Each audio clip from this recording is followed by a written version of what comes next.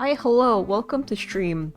I did that thing where I forget how to stream. I got too worried about starting stream on time because I'm not like super determined to finish this game tonight. I just don't know how much is left and that makes me scared.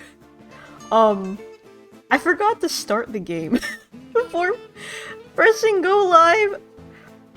Please forgive me. I just did 3 hours of meal prep. I'm so fucking tired. I cooked fucking 2.5 meals, and then I scarfed down my dinner, and now I'm here. Hi, Ruka. So, I'm a professional. I think I really do need to start, like, putting together a little post-it note with, like, a checklist. Oh, but I think it should kick in. There it is. Yeah, so hopefully, well, I can't imagine we have that much. I think we're in, like, we just have, like, Dirk and Tadpole stuff. What I am scared of, though, is this. Why is it 54 only? How long do we have? How long will this game keep its iron grip on us? It looks like we're missing 2 pieces of evidence, and I can't imagine. Get this music out of here. We can't go outside right now. Huh. Holy shit, it's muted. I did show Tadpole the box. So this was Technically, a wine bottle. the wine is long gone. Should I just give in?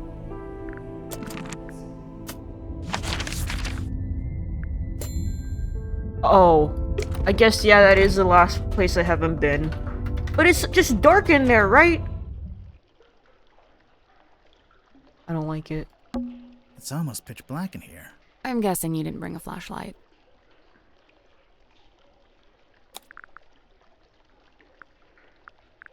The buoy? Well, that's not right. We have a flashlight?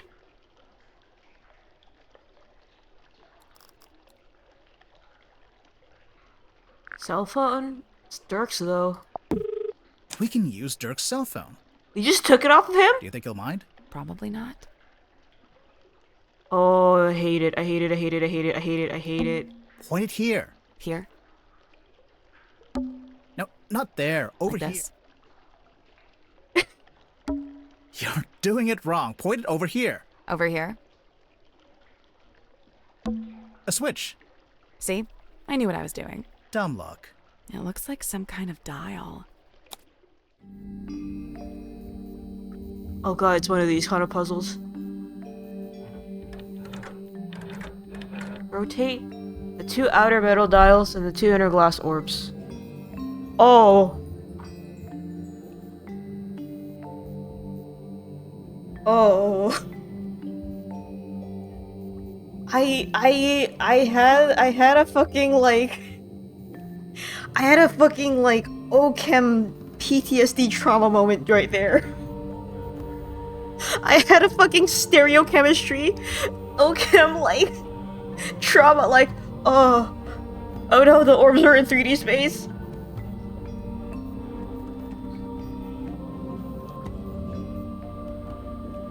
Fuck off.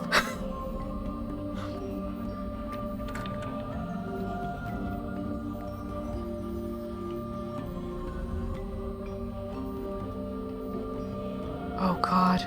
Oh god. Oh god.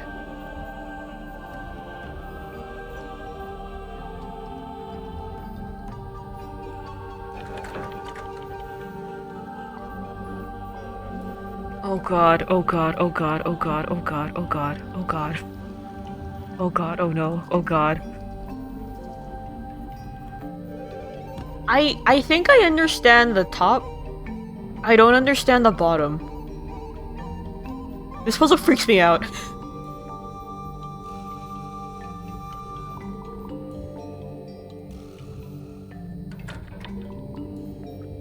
This puzzle freaks me the hell out, dude.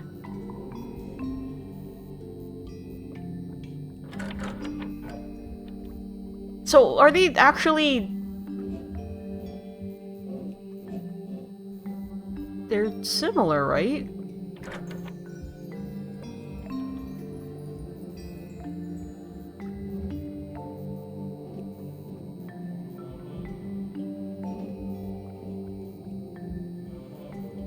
What the hell? I don't like this. I don't like it. I don't like it. I don't like it.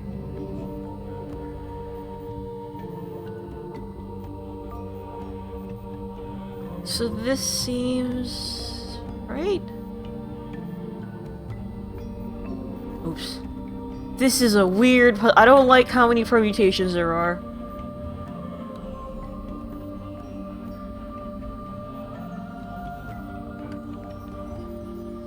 I don't understand this puzzle.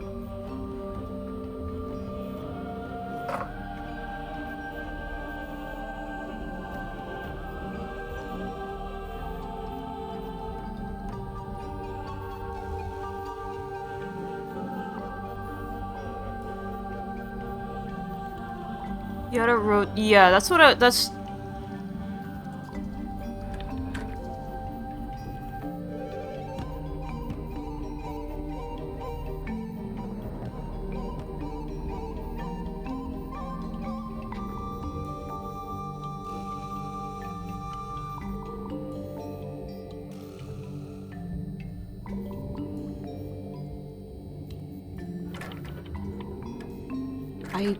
I don't know.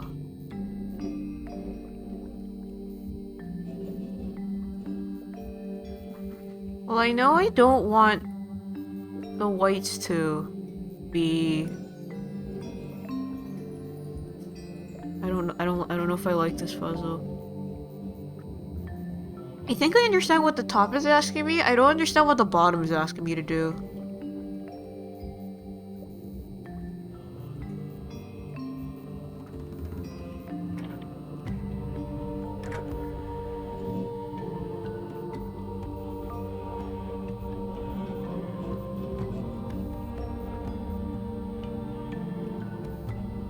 Because how do...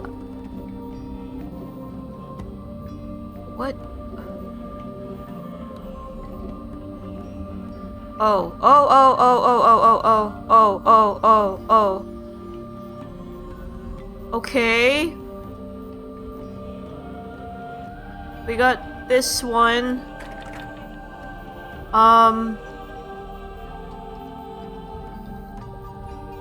If only this was flipped, though. No.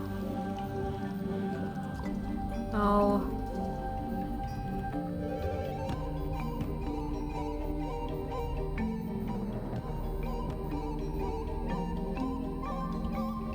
No.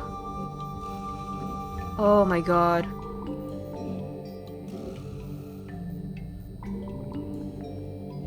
Oh my god. Torturing me.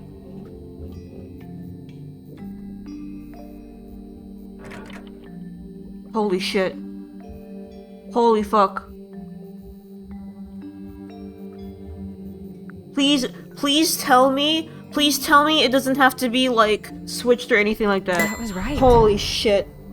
If they had me, like, redo it, I would have cried. I'm impressed. Ugh. Ugh. Oh yeah, I was thinking about this, yesterday because I rewatched last stream. You know how I was like, it has to be... I think Godric has some big part to do with this. Like, he has the most motive, but, they were talking about how... I think it's implied that, Felicia and Mortuga went out to the spot where they found, like, you know, all these things. The bell... the bell... the cauldron, and the buoy. And I think it's also implied that they found the mermaid's mask, and then they put it back where it belongs, because I don't know. And from both Tadpole's initial testimony and Zephyr's initial part of Tadpole's testimony and Mariana, who saw Zephyr, he now it sounds like he now has the mermaid mask or something similar to it in his possession, and that's sus. I'm kind of like, I don't think Zephyr did it, but there's something there that I'm like, ugh. What is that? I have no idea. It's some kind of strange device. What should we call it? You people have motive. What the fuck? An unidentified device found floating in bilge water. It's fucking laser gun? What's this? Huh.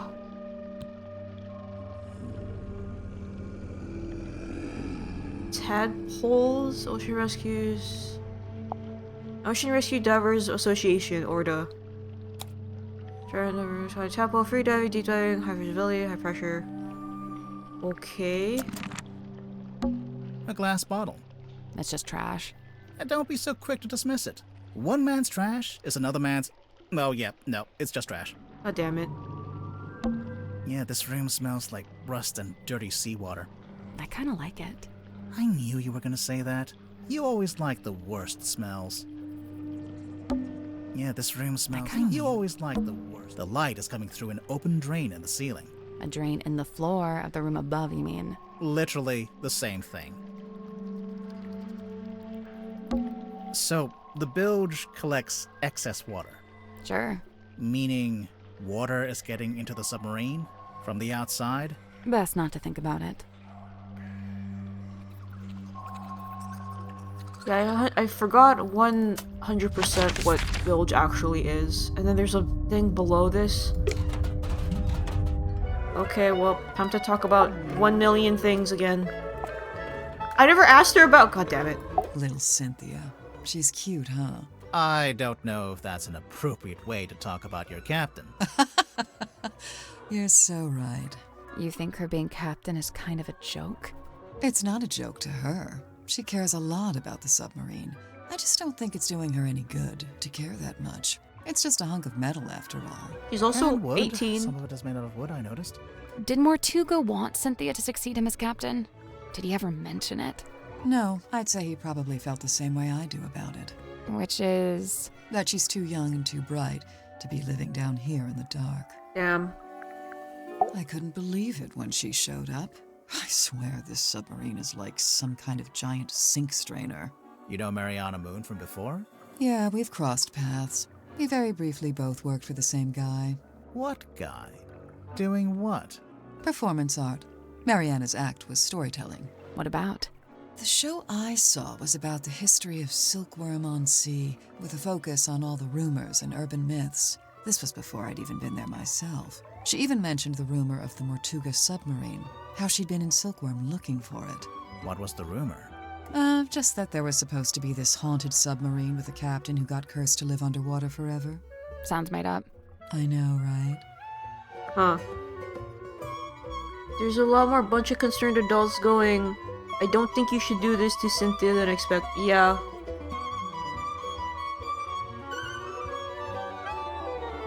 She's like only 18. I know he used to run a shop selling compasses or whatever, but from what I gather, he knew it wasn't really his life's calling. Although he seems to have fallen back into it, so I don't know what's going on there. Creature of habit, I guess. If Grip didn't actually want to work in a shop, what did he want to do?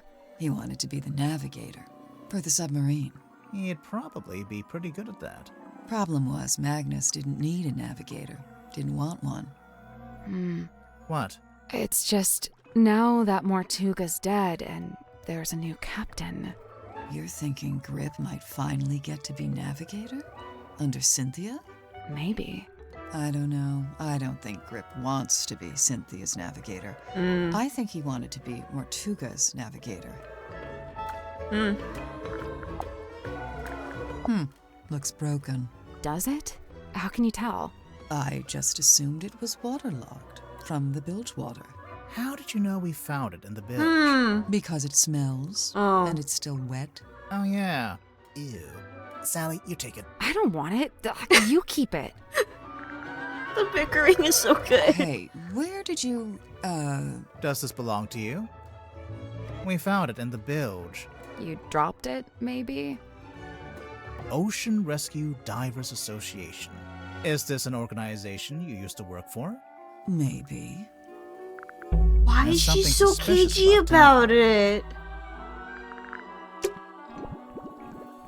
We're sticking it on the Sally. Okay, you silly man. Ew, no. Rip, what do you know about this document? Ah, yes. I believe it belongs to Cynthia, and she gave it to Mortuga shortly after How do she you know? first arrived. Do you know what this does? Doesn't appear to do anything, does it? Perhaps it's broken. Could you fix it? I only deal with the mechanical, the clockwork, and, at a push, the hydraulic. Is this not any of the... Okay. Tonya Tapdole. Ah, there you go. Sorry. Oh, I don't know. She probably did it to reduce drag, you know, like an aerodynamics thing. Hydrodynamics, I guess, if that's a thing. Sorry. He'll just have an entire conversation by himself, huh? I thought I, like... misread. That does say Tapdole, doesn't it? That just straight up says Tapdole. I want get me out of here. Get me out of here.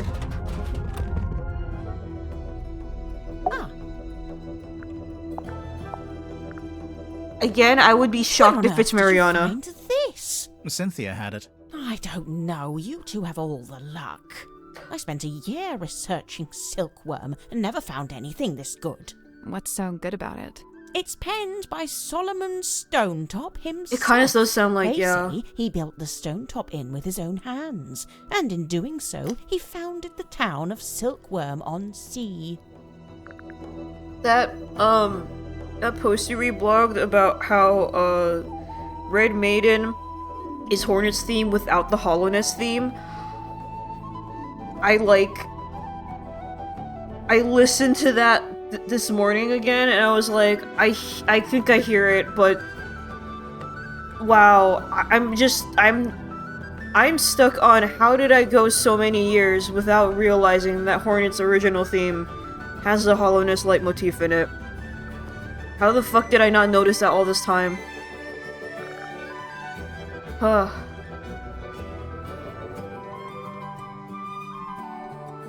It does kind of sound Hollow Knight, yeah. Remain only plays that once, yeah. But I'm just caught up on, like, I listen to regular Hornet's theme all the time. How did I not notice? I don't know what that is. Me neither. Tanya Tapdole. Ah, I see what you did there. I didn't do anything. She's not talking to you.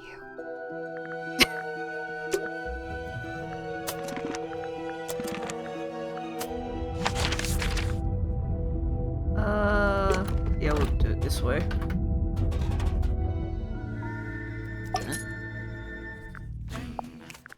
That belongs to Dirk, I think. Huh? We found it in the bilge, floating in the water. Well, that explains the smell. What is it? I assumed it was a movie prop. You know, a What? sci-fi thing. Has Dirk ever done a movie like that? Not to my knowledge. What? Then why? No idea. You'd better ask him, hadn't you? Huh. Weird. Have you seen this before? No, never. And yet I feel like I recognize the handwriting.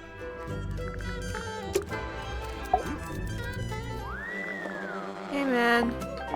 What the Ah. fuck? You know what this is, Dirk? Laser gun? A laser gun. Well, whatever it is, I think it's broken. What? Wait, really? What? I mean, what a shame. What? Hey, wow. Did Tadpole give you that? No, we found it in the bilge. Do you What? think it belongs to her? It would make sense. Although the woman in the photo looks a little different. No, it's gotta be hers. You're right about the photo, though. Her hair is brown here. I guess she dyes it green nowadays. So what? It's a free country. No, I don't think we've seen that grimoire face either. Holy shit.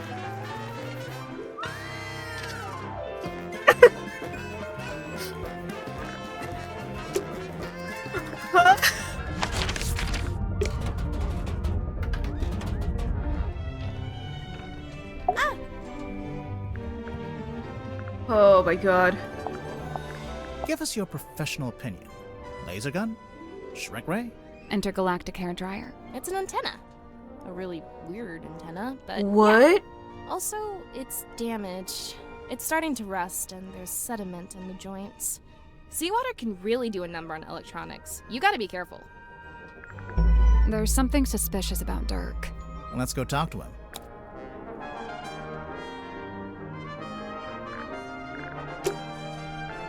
There's 2 leads on that thing. Yeah. Yep, there's 2 leads on that. Okay, yep. Yep, okay. Okay. Yep. Yep, okay. Ocean Rescue Divers Association. Ugh, they'd never let me in. I can barely even swim. But you live right by the sea. Pardon me for not swimming in the deep, freezing ocean. No, she's real. I'm a bad marine biologist. I haven't gone swimming in years. A shrink ray, I assume? It actually does look like a shrink ray. All right, Grimoire. I'll be the guinea pig. Zap me. Of course, it I love could her. be an enlightenment ray. Perhaps you ought to zap me instead. No one's getting zapped. An epitaph to human desperation. What? A totem of yearning for a time long past. If you say so. Pretty sure I asked everyone everything. I'm still stop asking me to shoot you. I'm still this number concerns me. Like what more do you want from me? It's not a gun. What is it? We don't really know. The unknown! I still don't know how the murder was committed either. Dost thou require this I have no cause idea. consent when saving souls from drowning deep? Well, no, not really. Then what purpose doth it serve? Gasp. A gun. Gasp. The unknown. I think I asked everyone everything. Okay.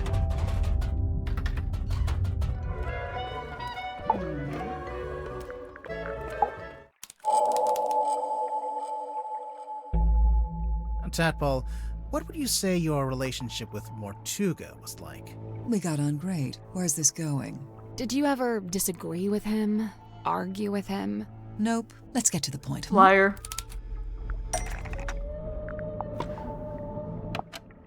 Come on, give it up. Just let me take it. I'm sorry, Tanya. I cannot. But why'd you even I still don't know when this happened.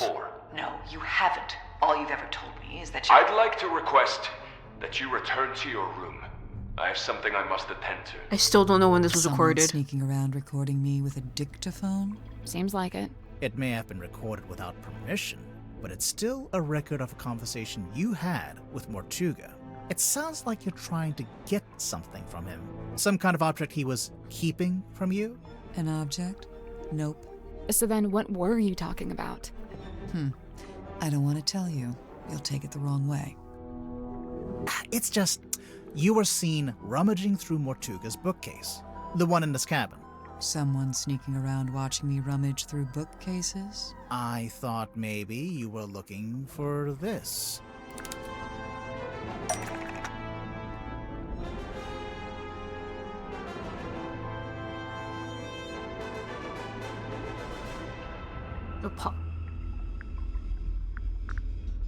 Maybe. I don't 100% know who this belongs Yeah, I don't know if it's MM or WW. Ah, no. Okay. That all you got? I mean, it would neatly explain what that argument was about. Not an argument. And obviously, I noticed that there's a dried blood stain on the front of the book. Nosebleed. Very common among divers. Oh. Huh? I assumed it was Mortuga's book because of the MM initials. Nope, it's nothing to do with him. Okay. It's just some old book. Okay. It's not important. Okay, I know. Now, that's not yep, quite yep, true, is it? Yep. Well, why did Mortuga have it? It's not even a book. It opens up into a little box. Mental note. Don't tell your birth date to Dirk Danson. Damn. Well, even if you didn't take the book from Mortuga, there's something in there I wanted to ask you about.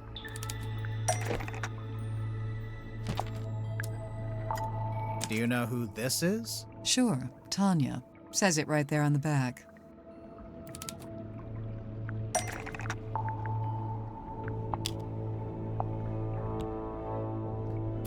We heard you used to be a rescue diver. Mental note. Don't share any personal information with Dirk Danson. Hey, they spelled your name wrong. It says Tapdole. Oh, unless... Yeah, that's my real surname. Tadpole begun as a stage name, but now I just wear it as my name. Right, sorry. Makes sense. A stage name, huh? So the book contains photos of these 3 women, one of whom we've established is you, Tadpole, since it has your old name written on the back. What of it? The book didn't originally belong to Tadpole.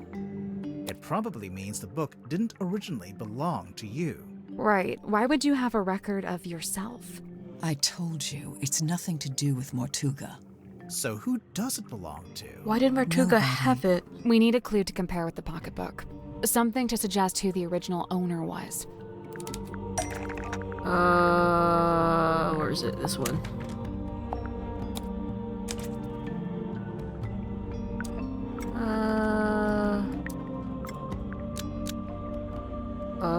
Is an engraving of the WW initials because it was made by Waylon Wolf. The scratch on the cover is an engraving of the WW initials because it was made by Waylon Wolf. So the man in this photo, Waylon Wolf, we think was the head of some kind of traveling show, a group that you, Tadpole, used to be a member of. Hey, look at that. I'm actually impressed. Presumably, the pocketbook is where he kept records of the various people he had dealings with. Tanya Tadpole, Mariana Moon, Baroness Fortuna. The first 2 we know about. But what about Fortuna? What does she have to do with Wolf?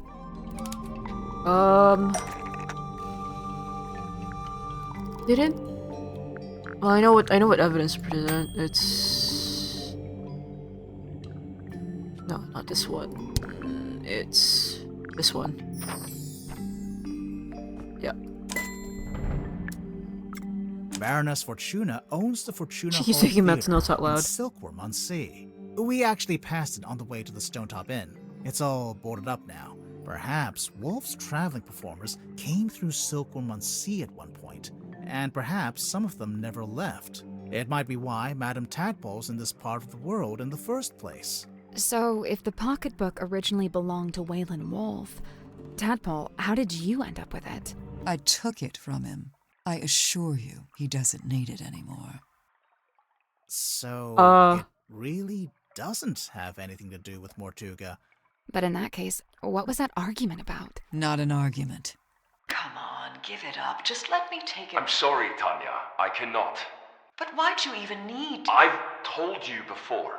No, you haven't. All you've ever told me is that you're... Right, fine, I'll tell you. But you better not get all excited.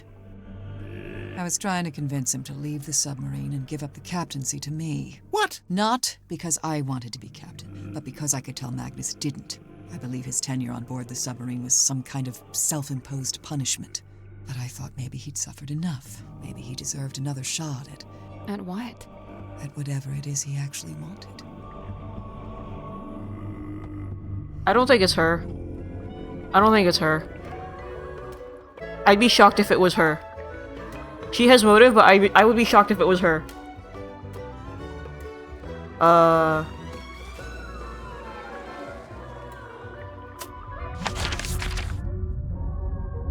Yeah, just wrestling Mortuga. Can you get out for your mental health? Okay, what's going on with you, Dirk? Look at him!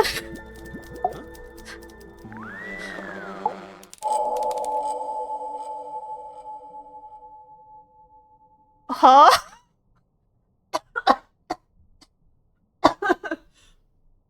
What do you mean?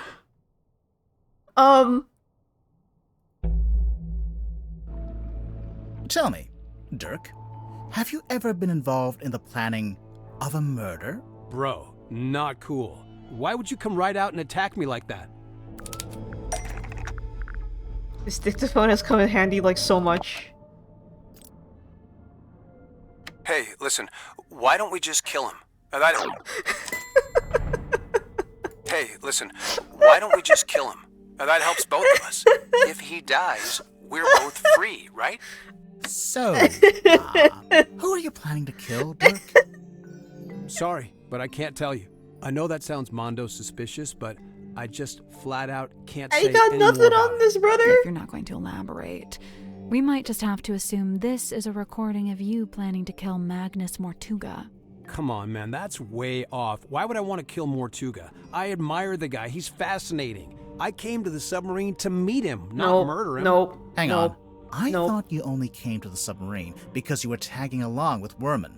I mean, yeah, it was Worman who wanted to come to Silkworm and, you know, find the submarine, but I figured if I came with him, I could meet this real guy, the real Mortuga, you know, for research.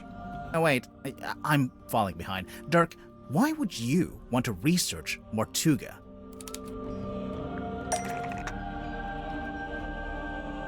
Holy shit, look, creature of a man, what the hell? He looks like fucking Gauji. With, like, hair. Oh. Okay.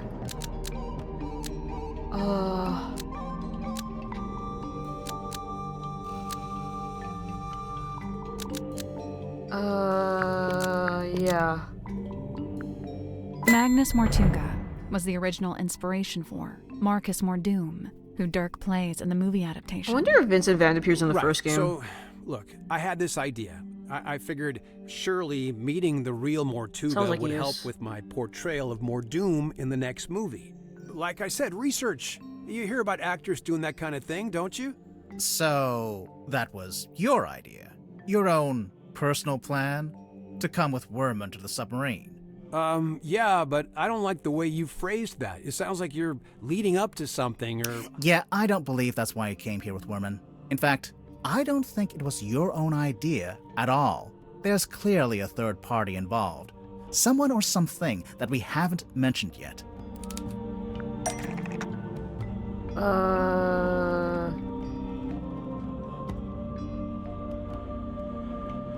Movie producer asked Dirk to spy on J.D. Worman and report back. The movie producer asked Dirk to spy on J.D. Worman and report back.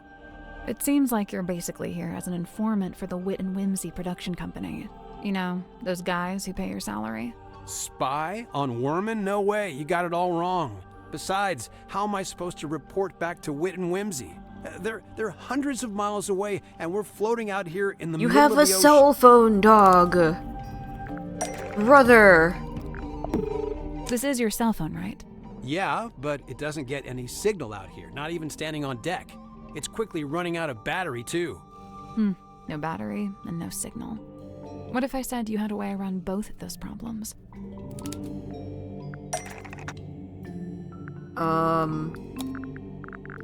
Oh yeah, okay. Yep, put this one together. Is it like solar powered too? I think this weird ray gun looking thing is actually a custom antenna for your phone. I'd imagine it doubles as a battery charger too. Pretty convenient. Huh. Bro, I don't know what you're basing this on. I mean, look, you plugged it in, but the battery still isn't charging, and I'm still not getting any network signal. Because the custom antenna thing is broken. That's because the custom antenna thing is broken. Oh, for real? Oh, man, it doesn't look broken. I'm pretty sure it got waterlogged after someone dumped it in the bilge water. That's where it was? No wonder I couldn't find it. Who did it?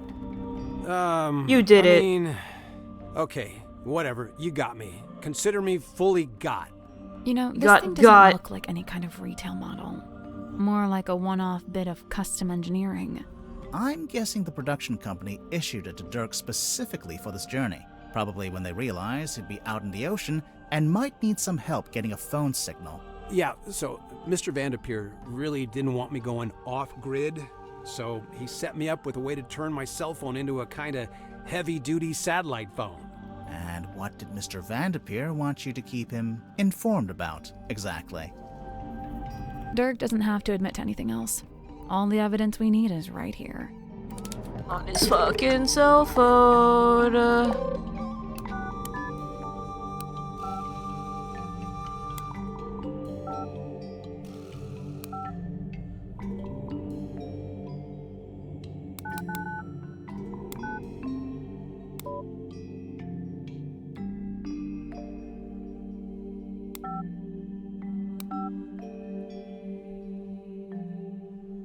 There's a handful of outgoing messages from you to Vincent Vanderpeer. Specifically, they're all updates on Werman's progress with his novel. Look, the studio was worried Werman was just gonna disappear without ever finishing the book. So they sent me to keep an eye on him, maybe even steer him in the right direction a little bit. The right direction, in terms of the story. Yeah, so the movie studio has this grand plan. They want to make 3 more Marcus Mordoom movies, at least. Jesus. And so they really need Werman to have his books play out to support that plan. 3 more movies, huh? Sounds like quite... They're marveling him?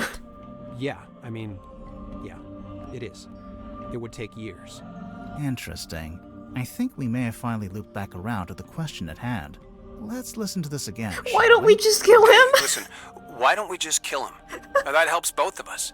If he dies, we're both free, right? Oh, God. I know you don't have any better ideas. Dirk, I think I finally worked out who you wanted to kill.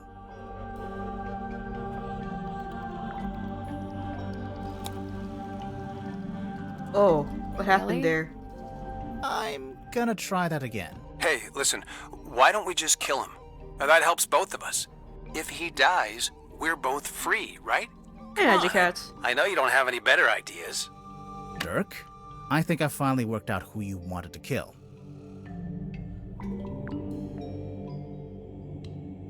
Werman? J.D. Werman. Really? The author. Really? I'm gonna try that again. Hey, okay. Listen, why that helps if he dies? Come on, I know Dirk, you don't.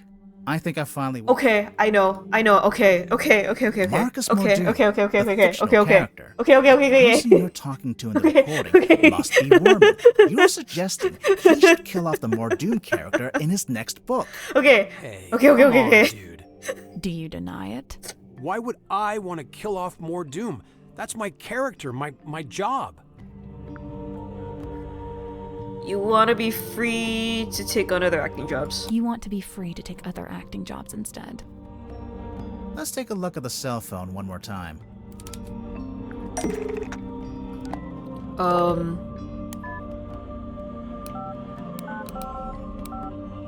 This one.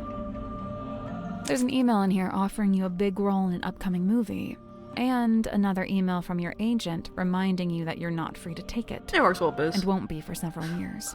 From what I gather, you signed a pretty lousy contract with Wit and Whimsy, and now you... Okay, hang on, sorry, but how would you know anything about my contract? Well, I don't know the fine details, but I did get a general sense of it.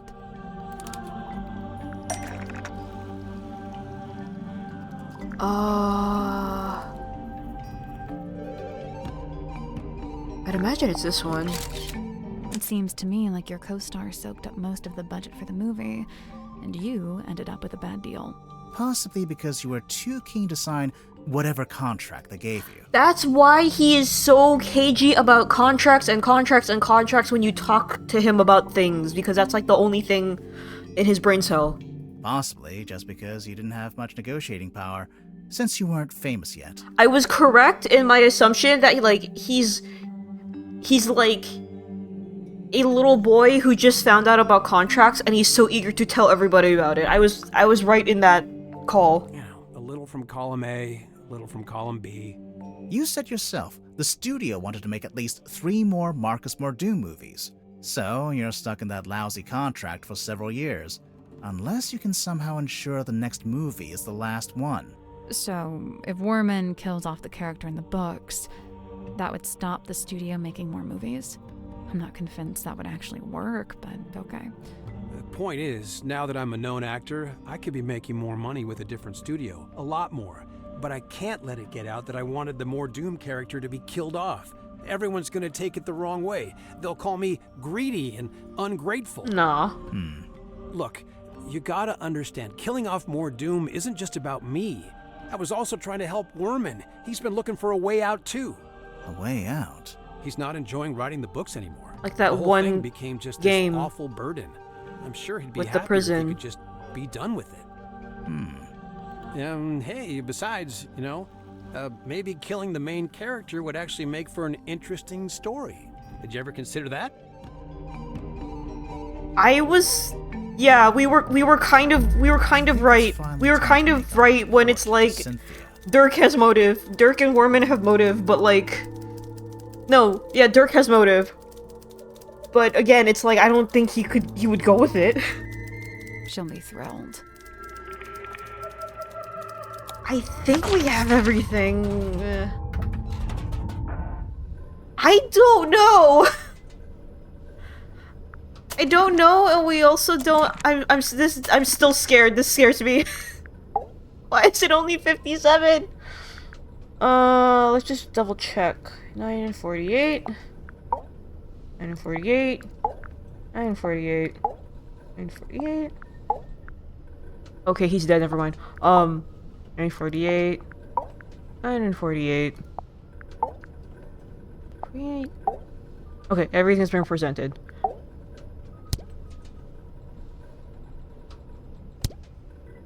Okay. Hey, do you have a minute? We're, ready to make our report. What's wrong? I appreciate your hard work. Truly. However, I think it's time you left. What? We didn't even tell you what we found. People are starting to accuse each other. Oh. I don't like it. So you're giving up? You're not gonna see this through? Sorry, but I just think maybe... What? That's just the way it's meant to be? I need to go. Everyone's gathering in the mess hall. I'll resurface the submarine, and you can leave via the foredeck. I guess we'd better go. Okay. Is someone else gonna be dead? The fucking buoy! How much game is in this game? How much game is in this game? Hey, buddy. Been a while. What? It's boy, by the way. No, it's buoy. I am so glad it was going crazy. So glad they acknowledged this. Agree to disagree? Disagree to disagree. Damn. Missed the rowing boat. Oh, wait, you don't think... Did Cynthia really think we'd use that boat? Or did she just forget to take the submarine back to town? I don't know. She seemed really off. Did something happen? I think she's just getting scared. Scared of what? Exposing a murderer? Of the truth. Of facing the truth and all the consequences of it. Whatever they end up being. We're not really going to leave, are we? No, Fuck no. We're not done.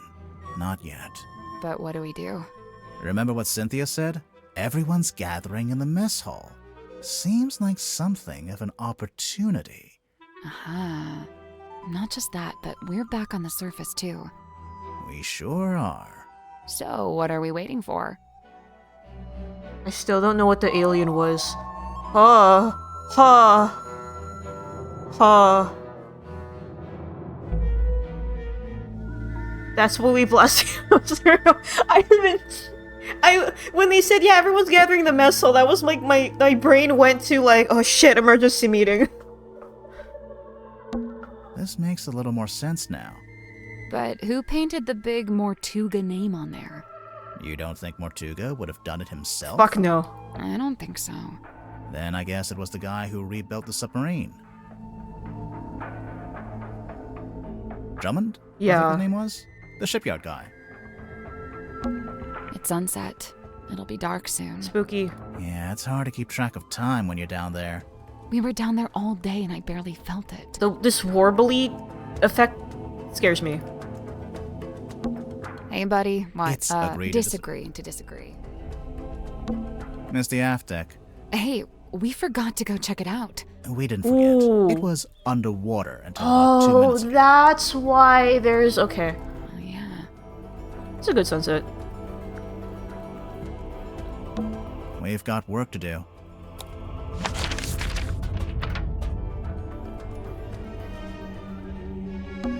I guess this is what lights up the I roof. wonder what they burned.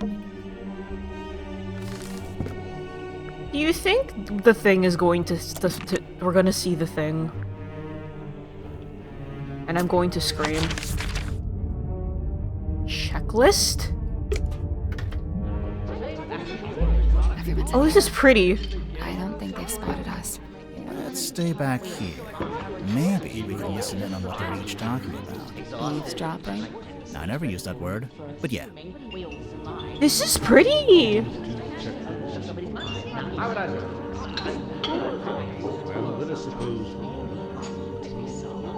Oh, this is really nice.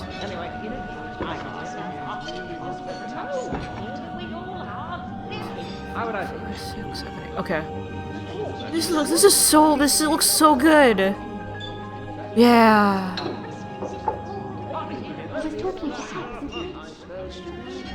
Okay. But how it's still in the pocket of Mom's jacket. Maybe. Huh. Oh, I called it Mortuga filling the black box. Could go out onto the aft deck. Safely concealed by my boaters. Huh. Maybe I should start locking my door when I'm not in there. Let us suppose. Tadpole wouldn't let me swim in her pool. Well, let us suppose. The iron bell is really not related to the crew. Okay. Well, let us suppose. Oh. And yeah, aft deck is open now. Hey, Hello? buddy. Hex? Is he still asleep? Hello. Huh. Sorry, you startled me. Hex is my friend. I may be of help. His thoughts and memories are rot visible upon his skin. Hex is my friend was so cute. Surely you wish for him to think upon the last time he saw Magnus Mortuga. How can you make this octopus do this? Yeah, sounds good. What's she doing? She's just tapping the glass. Shh. It is done. Thanks. I was never here.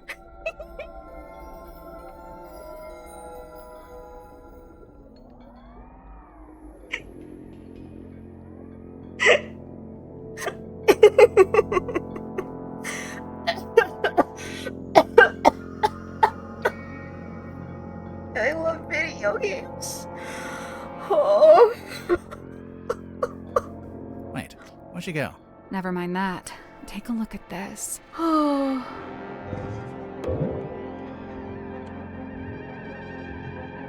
Huh? Yeah. But why? Why does Hex know this? Why does the hexapus know this? Let's take another look at this bookshelf. Yep. Why don't you reach in? Yep. Maybe there's a switch or something on the other side? Why don't you? Because I absolutely do not want to. Ugh. Reach hand into hole. Reach hand into dark hole. Dark hole. Go in the dark. Here goes. Got it. Go there. Go into the dark. Holy shit. The bookcase moved. It was a secret door. Sally, you must be thrilled. My secret door quota is well on the way to being met. Huh? God fucking damn it. Skulls in here. It's fucking terrifying, by the way. Is it a mask? I'm not sure. But if you laid it down flat, you could use it as a sundial. Hey, it's a crystal ball. On a normal day, that'd be worth a look. But I think we've already hit our crystal ball capacity. Bottles. Of what? Oh, you know, stuff. It's an armillary sphere. Usually the rings are set around the earth or the sun. But this one has a little clawed foot in the center. Huh? I don't have the mental capacity to consider the implications of that. Trinkets. Keepsakes. Curios. Ephemera. Yeah, good one. Trinkets. Keepsakes. Yeah, good one. I love that exchange. So, it's a unicorn skull? Slow down. Could just be a narwhal. No! A narwhal's horn is on the end of its I nose. was gonna say, this one is teeth. Oh, yeah. Unicorn it is. I don't know what this is. It's a thumbprint? But I can't seem to look away. Sally. Hmm? You are getting hypnotized. Really? Cool. Oddities. Knickknacks. Doodads. Good. Assorted anomalous artifacts. Nice. It does look like his scar, yeah. Hang on. Is that? Yeah, it's Boggy. The swamp monster from Boggy's Bog. Huh? Don't panic, it's just a wax model. We can't seem to get away from this guy. I need to play the first game.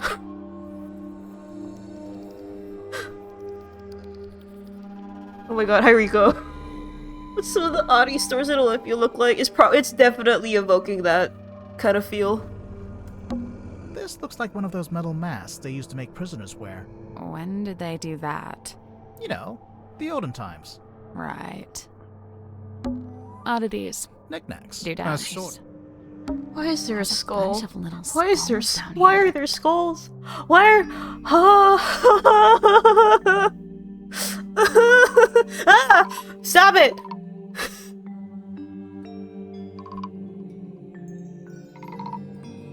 Dad.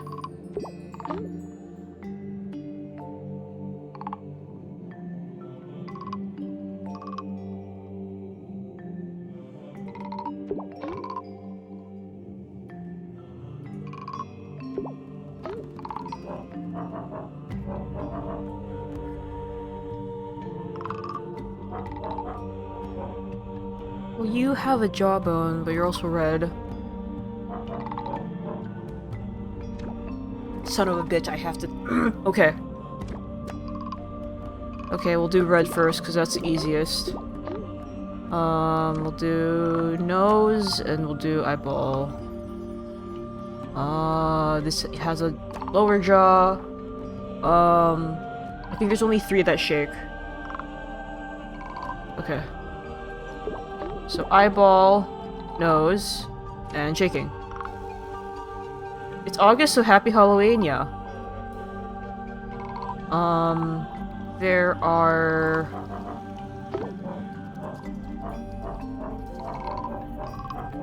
Okay, 3 with moon. You have a jaw, you have a nose, and... you do not have eyeballs. Eyeballs should be one of the 3s. I think.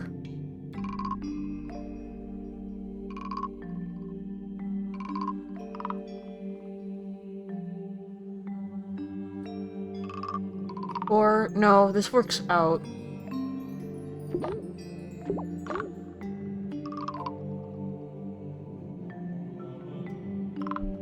Red. Mandible. Shaking with mandible. Do it. Do it.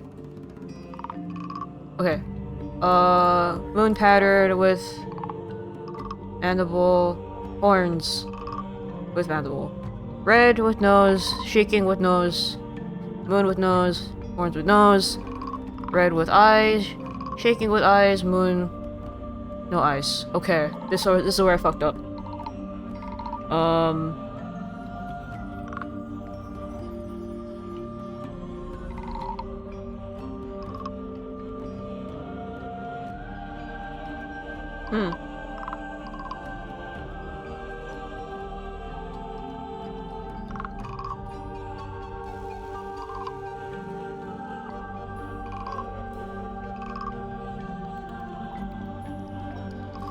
Is there? Yeah, I guess. Yeah, where did I mess up? Don't I have an eye? Oh. Huh. Okay. Oh, that was it. I was like, what? Nice work. Mean. Mean to me. Little fucker. Now what? Yeesh.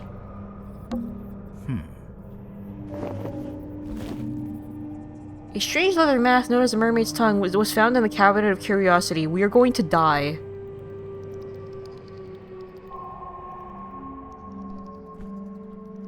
You're going to fucking die. Also, does the eyeball go in here? Why is there a slot? We are going to fucking die. Let's take a look around first. What else am I missing? The slot is for Yowie Day? Rico?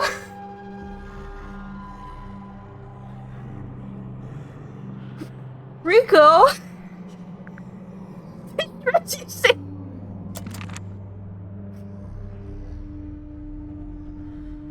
What am I missing? What's that? A letter? Oh. 2 letters. 2 letters. Fuck! No! No, no, no, no, no, no, no! No! No! No! No, no, no, no, no, no, no, no! If you don't know why I'm freaking out, go play Tangle Tower or go watch my playthrough of Tangle Tower. You don't know why I'm freaking out. Few handwritten letters found in the cabinet of curiosity. The letters are written on note paper branded with the Stone Top Inn logo. Hey, I actually haven't used this. Here, this is an opportune moment to use this one.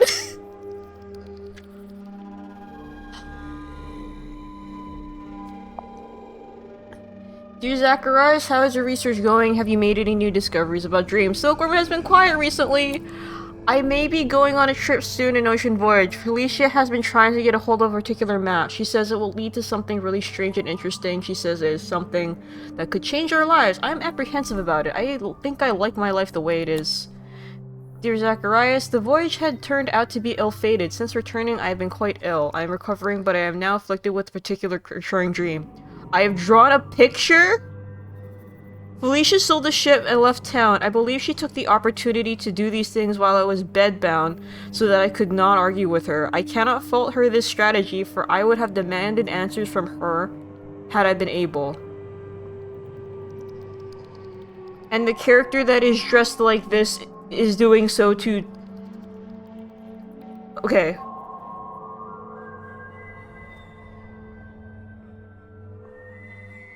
Okay. In pursuit of the answers I seek, I have entered into a particular agreement, and I too will be leaving town. Yeah, why? In fact, I will be staying on board a submarine for a time. And now the reason for this letter, I would like to request you accompany me on this venture. You could bring your equipment and continue your studies on board, and there is plenty of space, and the voyage may even afford you unique research opportunities. If you are willing, return to Silkworm as soon as possible. When you arrive, I shall be housed on the submarine and moored in the dock. Important, go to Stonetop Inn and retrieve the large stone cauldron from the cellar. Conceal it amongst your supplies and bring them all on board at the same time. I will meet you on board. You can set up in what is currently the infirmary, and I shall take the cauldron from you a little later on. Ooh. Pen pals.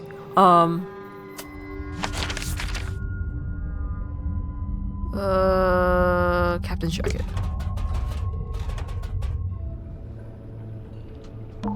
Now Cynthia's not here, we can finally take a closer look at that jacket. We could, but it's still locked behind glass. There must be some way to get at it. Now there's an electronic panel over here. Some kind of switch, maybe?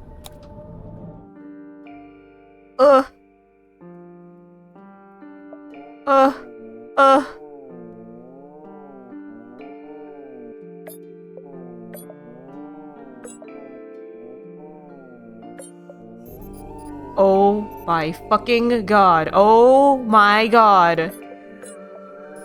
Oh, Jesus Christ. Holy shit. What do you mean?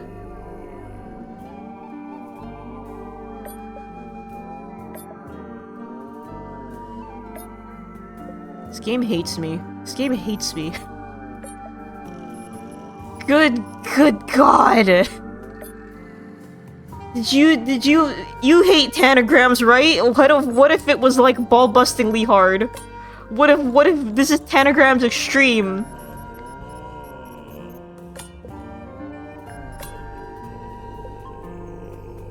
Okay.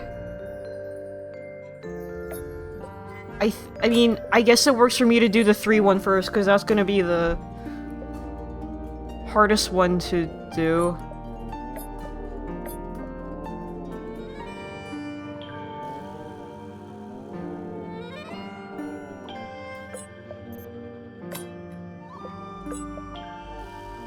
Oh, this is actually not as bad as I thought.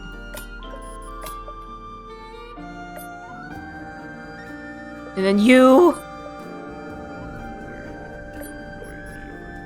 Yeah, that wasn't so bad. That could have been a lot worse. Go. Nice. I wondered what the programming on the back end is like for this kind of puzzle, where it's like, how exact do you have to be? Fucking Professor Layton busting your balls.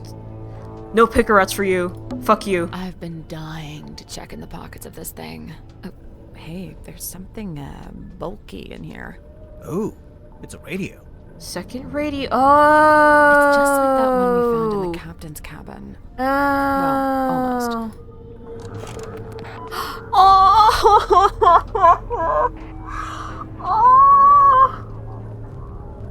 She had her one in her pocket the whole time. She had her daughter in her pocket. Oh no.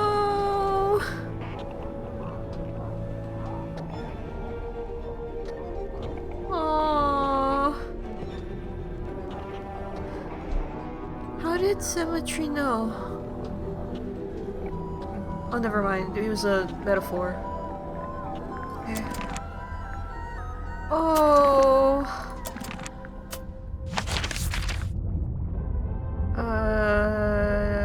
Yeah, we can do the thing in here. Oh, wait.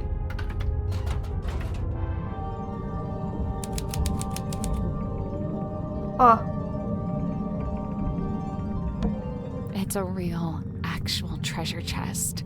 Let's open it. Hold on. I'm just savoring the moment. And done. Excuse me?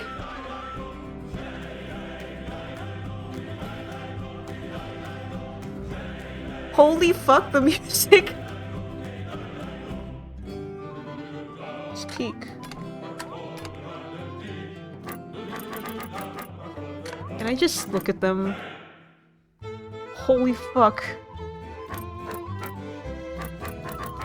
Why? Oh, I understand.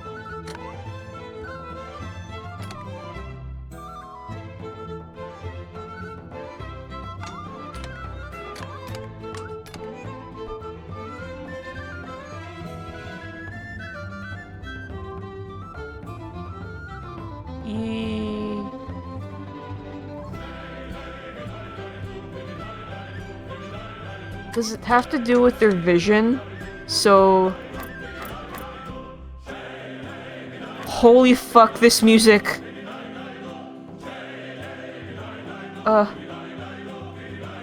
This is great puzzle music!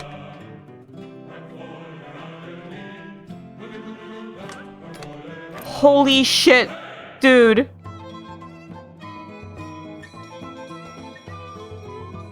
Can I... Oh, I didn't know. Okay. Okay. This puzzle makes sense now, thank you.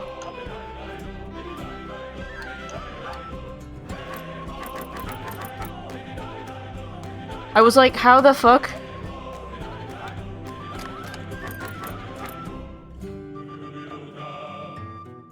I'm dying. And your hat too big, so you're looking at this one. Stop looping!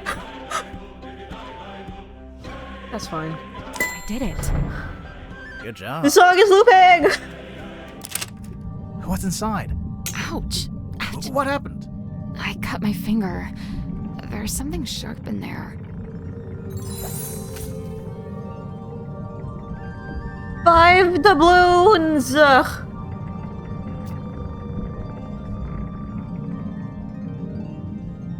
Okay.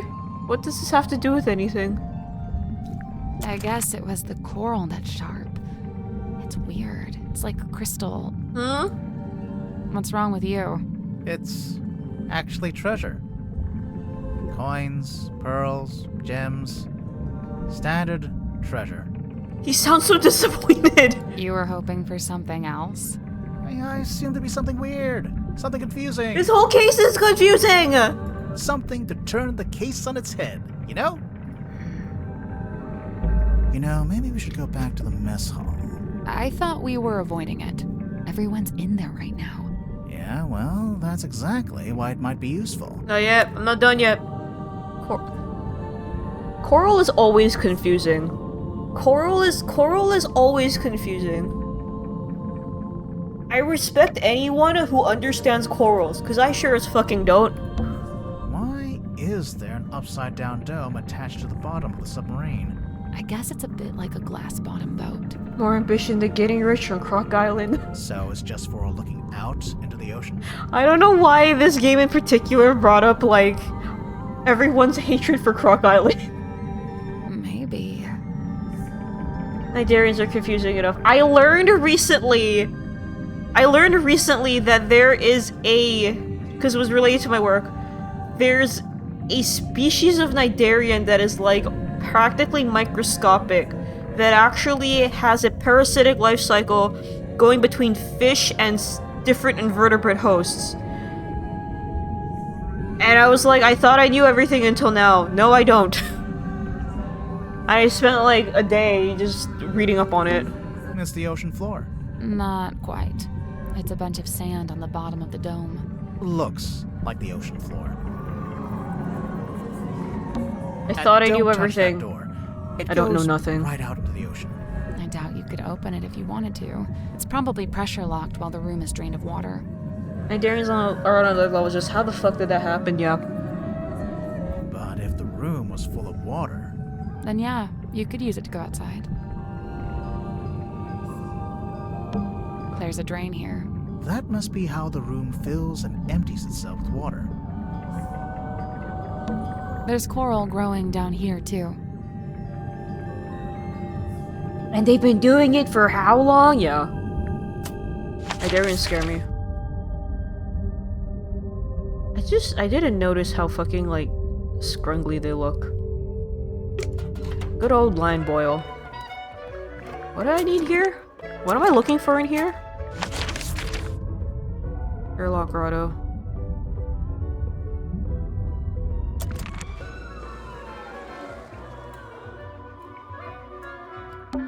Well, Tadpole's not here. Thus, you're free to start breaking her belongings. Break it open! Huh?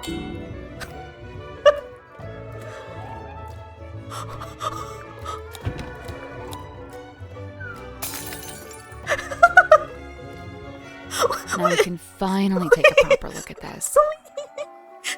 What do you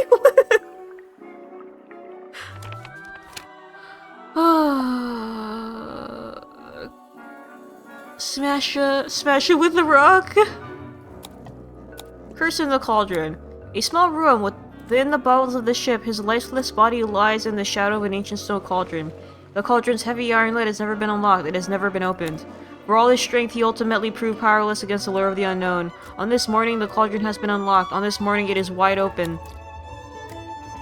Sally laying an egg or whatever. It is understood that Party A commissioned a Mr. Donovan Drummond to construct the Tortuga submarine by combining parts from 2 other vessels. Party A claimed to have paid for this transaction alone and thus was the legal owner of the Tortuga submarine despite its name. However, one Cynthia Seaphone has now provided evidence on how exactly Mr. Drummond was paid. It transpires that Mr. Drummond was paid with the deed to Stonetop Inn, which belonged solely to Party B at the time of the transaction.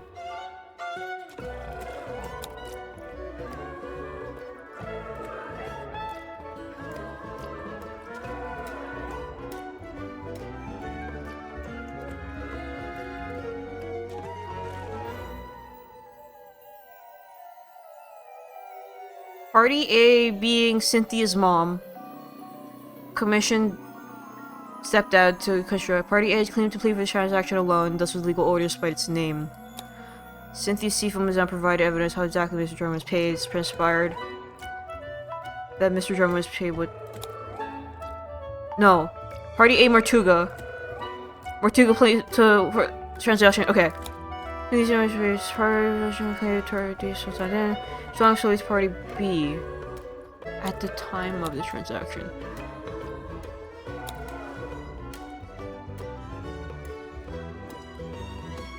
They'll make me explain this later and then I'll come back to it then. That looked familiar. It's a secret 3rd page of the command contract. Secret 2nd page, technically. Oh. Party A has been considered illegal. Okay. It is understood the point.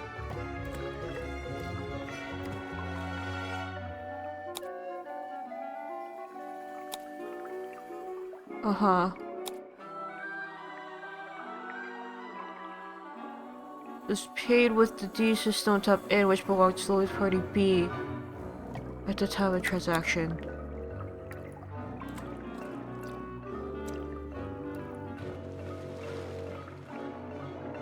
Yeah, Cynthia thought all the pages were there.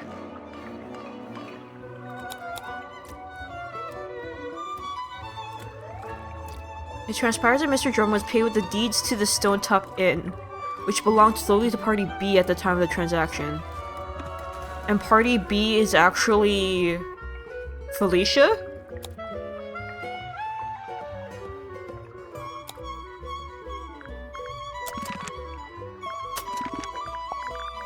Oh god.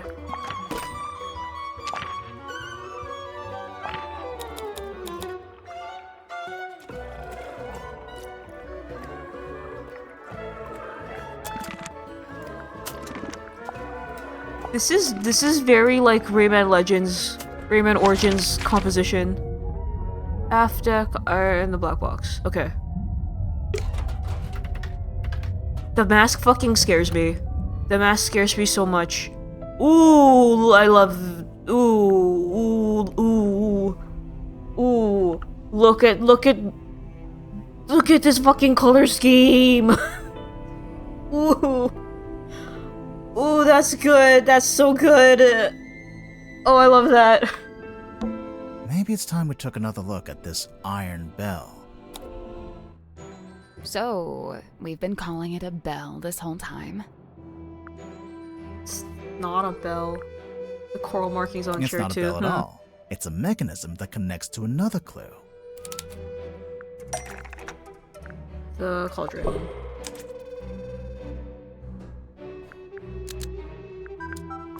Slots into this. To lock or unlock the cauldron? The hanging part slots into the shape on the lid to lock or unlock the cauldron. If the bell attaches onto the top of the cauldron, then it must be possible to move it down into the room below, into the illusion theater. What are you suggesting? Really? We carry it along the hallway, down a ladder, along another hallway? No, there's gotta be some simple way to do it. Yeah. Let's take another Oh, look at this room. there's a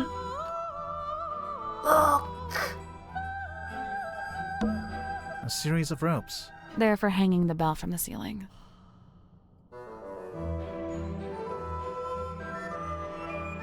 Oh yeah, the eyes of the chest is the that's just the treasure chest. Someone's that's just Cynthia's mom radio. Should we move the table? I'll let you do that. Damn. Where'd it go? Should we move the rug? Me again, huh? Oh. Should we move the lid? I can take this one. Wow, thanks. It's open. Looks like it's exactly the right size What for the bell the to go through. I still don't know how the murder happened. Wait, is the coral the murder weapon? Is the coral the murder weapon? So what now? Do we just turn the rope winch ourselves? I guess we could, but it's probably easier if we use the handle. I don't see a handle. That's because it's not in this room. Ah. That's it. What? It's just You can reach. but Then I don't see the problem.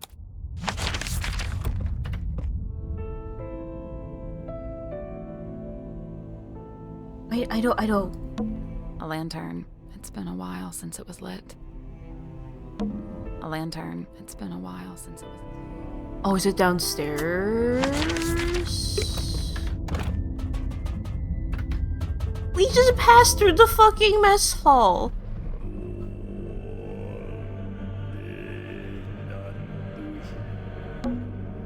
You don't want to take another... I do, but let's finish the...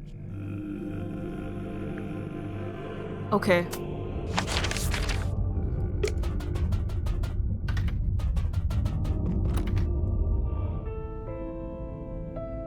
Yeah. Must be a way to get this open. We'll just have to hope we stumble across the answers somewhere else. I wonder if there was something we missed in Mariana's room. You know, the cargo hold? We didn't look at her tent. Okay. We didn't look at her tent because she was like, hold it there, bucko. And Sally was like, haha, she called you bucko. It's Mariana's tent, and she's not here to stop us looking inside. So, is there anything in there? Yep, a mushroom puzzle box. Huh? A what?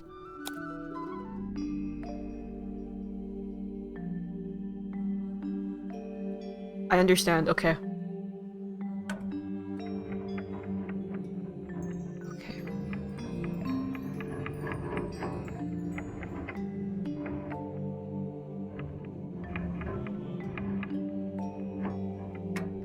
Day glow, evergleam. Okay. Let's do this.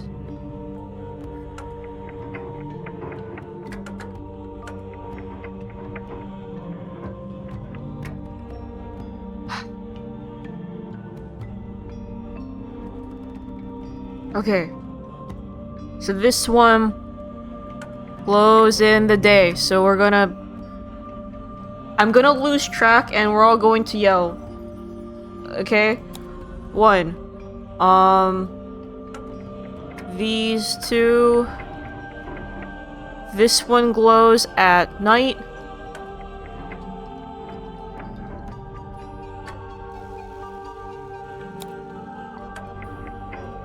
This is a Nevergleam. I love taxonomy. This is a Evergleam. Little hat one over there is a Nevergleam. I got everything on. I got all of these. This is a Day Glow. This one is Illuminite. That one's an Evergleam. This one...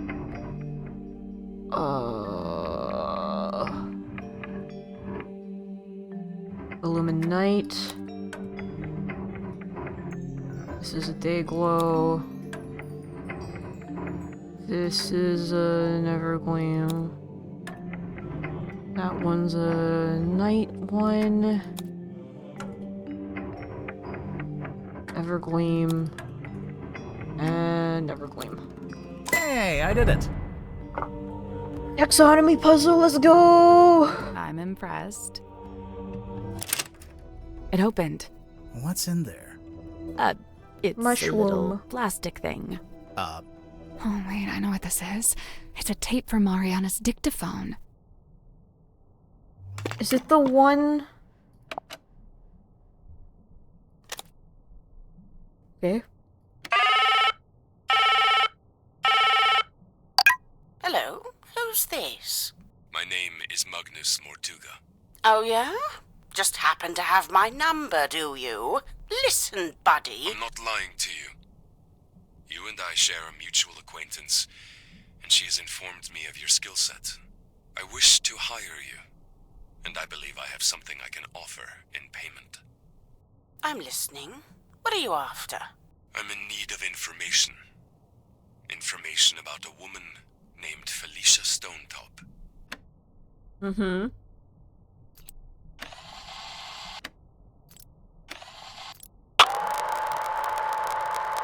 I really don't know why you're here. This doesn't concern you. Even if it does, it is wholly unrelated to our unfortunate voyage.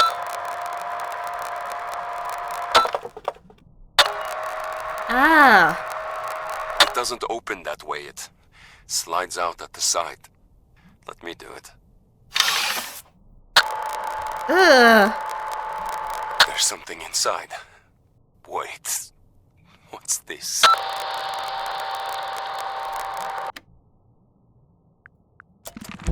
That recording. It's Mortuga opening the black box. On the It's what Mariana said she recorded while she was in the control room. And just like she said, Mortuga's having a one-sided conversation. I think it's missing half the audio. If only we could hear the whole thing. Even as it is, I'd say this is a pretty important discovery. Oh? We finally know how to open the black box. Do we? Yep. It's no wonder we couldn't get the lid open. Still want to do the F deck.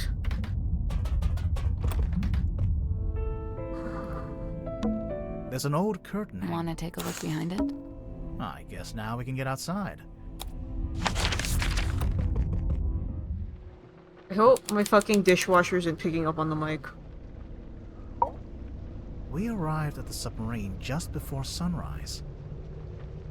Why are you so loud? And now it's sunset. Holy... Grimoire, there's a giant wooden woman tied to the back of the submarine. I was wondering if they kept this. I half expected to find it inside the submarine somewhere. What's it called again? I forgot. But it's too big to fit in the storeroom, I guess. Figurehead. It's the figurehead. Old wooden figurehead from the sailing ship was tied to the back of the aft deck. It's one of the stone tops. It's the aft deck. Is the lady... Thanks, Telly. Yeah, is the... It doesn't look anything like the foredeck. Of course not. Are those... They can't be. Wouldn't they get washed away? Late afternoon, you You! Hey. It almost looks like they're burned into the wood. What the fuck? They're permanent. It's the aft deck. It doesn't look... Of course not. Or what? Good! Or. It's the other or. From the rowing boat on the foredeck? What's it doing over here? Tadpole told us she threw it over here. And it got stuck in the wall. And hasn't moved since. Seems like it. What's this? I don't know what it's called, but I think that's where you attach the wheel. The ship's wheel? Yeah.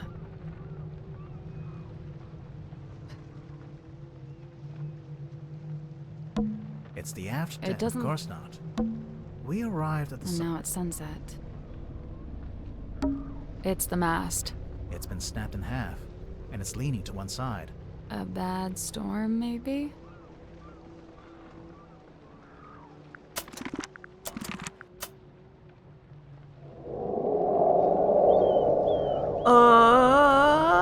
What? You just said something. No, I didn't. But... Never mind.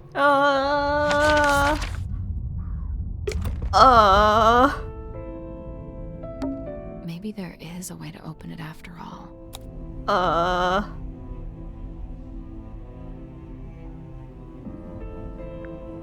It slides out at the side. Let me do it. Ugh. Oh.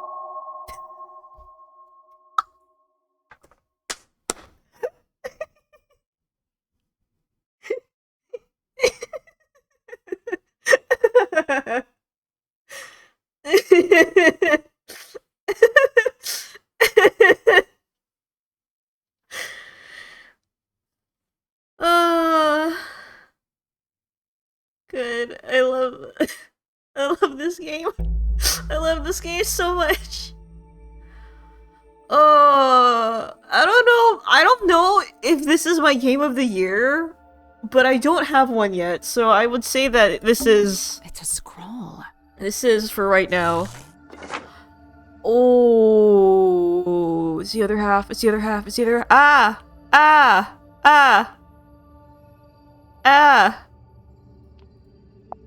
I know you wanted the coordinates, but I don't know them, so this is all you get. If you don't know how to make use of it, that's your problem, not mine. We put it all back where we found it, with the exception of the key, which, as you're well aware, has been safely around my neck ever since. Okay. Remember, it destroyed my father within a few short years. He was a man of sturdy constitution too, or he had been before we found it, before she spoke to us. A wise man would simply put the entire thing out of his mind. SS. Yeah, I know. Should we put it back together? All in good time. SS is... Selena Stonetop? Okay. The box that was actually really easy to open. Perhaps I can... Yeah. It's an envelope. Black-edged mourning envelope found in the black box has been ripped open at the side and is currently empty.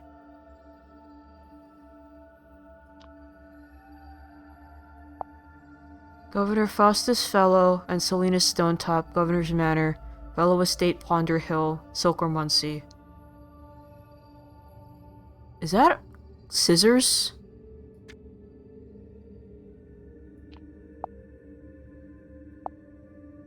It's empty. Those black edges. Yeah, it's a mourning envelope. Is that a thing? It's used to send news of someone's death. It's a film reel. I'm scared.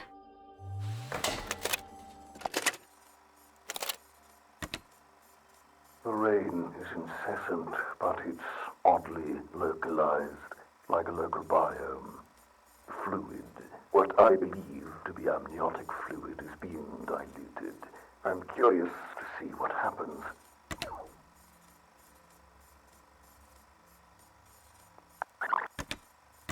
What? The rain is incessant, but it's oddly localized, like a local biome. Fluid. What I believe to be amniotic What? being diluted. I'm curious to see what happens. We believe it was born here long ago. How long, I cannot say. We found traces of its pilgrimage to the south. It's barren for some miles until, of course, you near the coast. Follow the line and you'd come to a small settlement known as Silkworm. It may be endangered, or it may hold a position of insight. I'm not sure. I'd like to suggest one of you travel there and find out. Faustus, I thought perhaps this might interest you in particular. Ask for a man named Solomon Stonetop.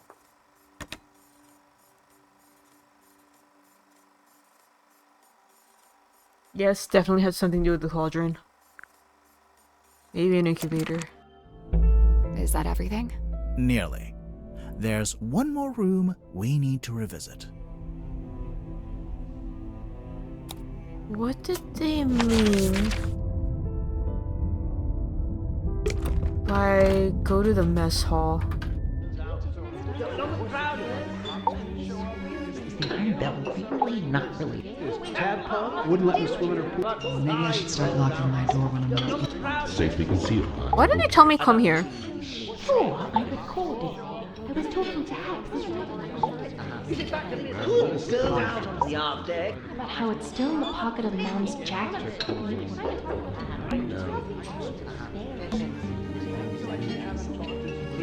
Okay.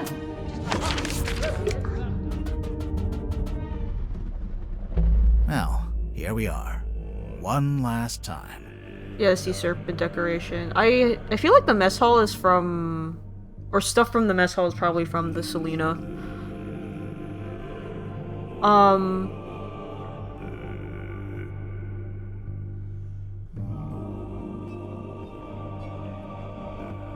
What was so big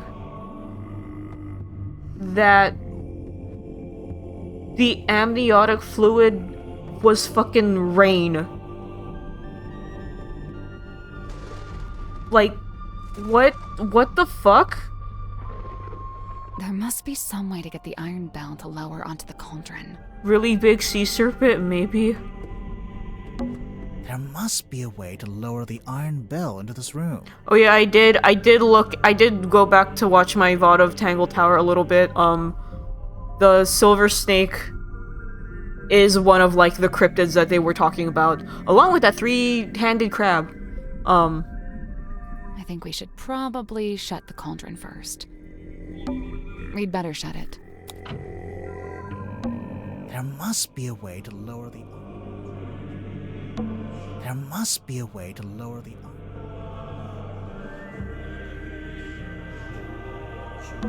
There must be a way to lower the... Wait, is it not in here? Let's leave it shut for now. There must be a way to... There must be a way to lower the wheel? There must be a way to lower... There must be a way to lower the... Didn't they say it wasn't in this room?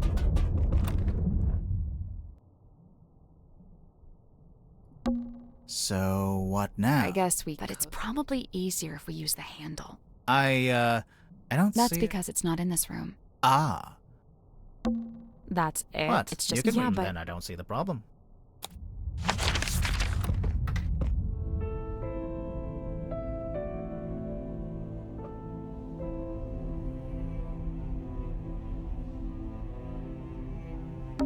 What's that hanging on the back of the chair? Bandages. Oh, yeah. Oh.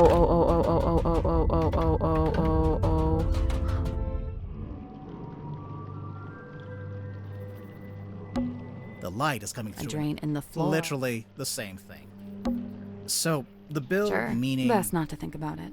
I don't think it's in here.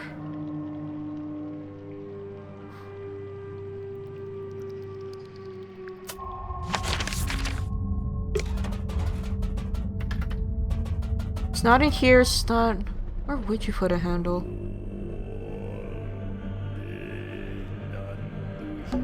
There must be a way to lower the...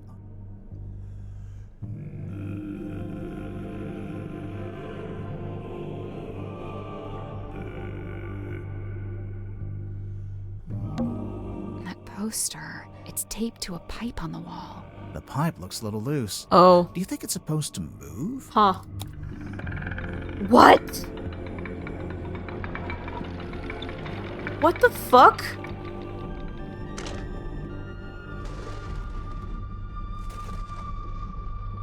Oh. What do you know? It fits perfectly. Okay.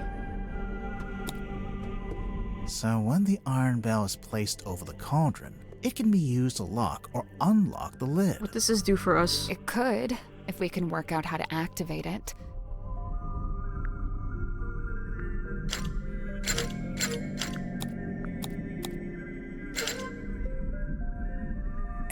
I can't quite reach both handles at the same time. What is this? What is this? What is this? What is this? What is this? What is this? What is this? What is this art? Maybe if my arms were a little longer. You know, you don't have to stand there with your face pressed into it. I'm not. Because there's two of us. We can take one handle each. Oh, right.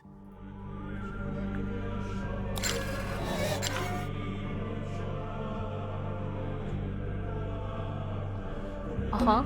So that's how you unlock the cauldron. The top part spun around. That mechanism, it was really fast. But there's something in particular I think we should take a look at. That little metal part isn't supposed to be there, huh? I wonder. What is that? What is that?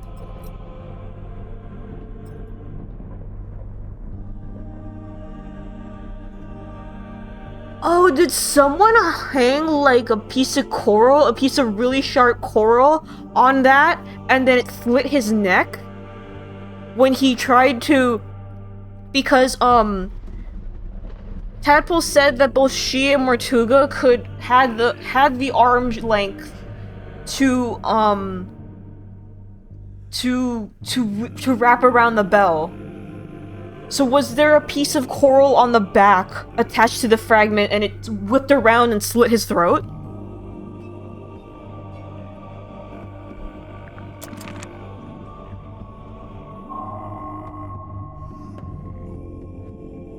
If someone spun the bell while he was holding it, yeah. Unveiling of the Illusion Theater.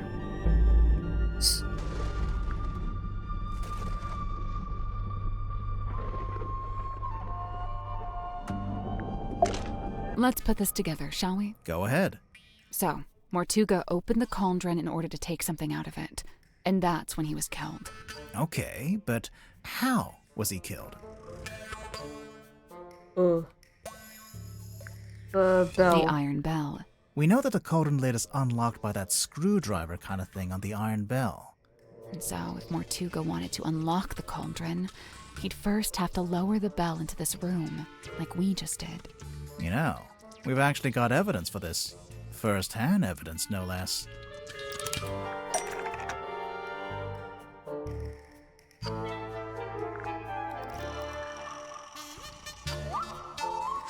This song's crazy.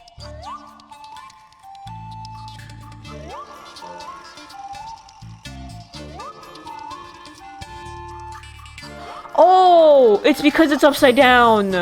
That's not it. No? Oh, Tex.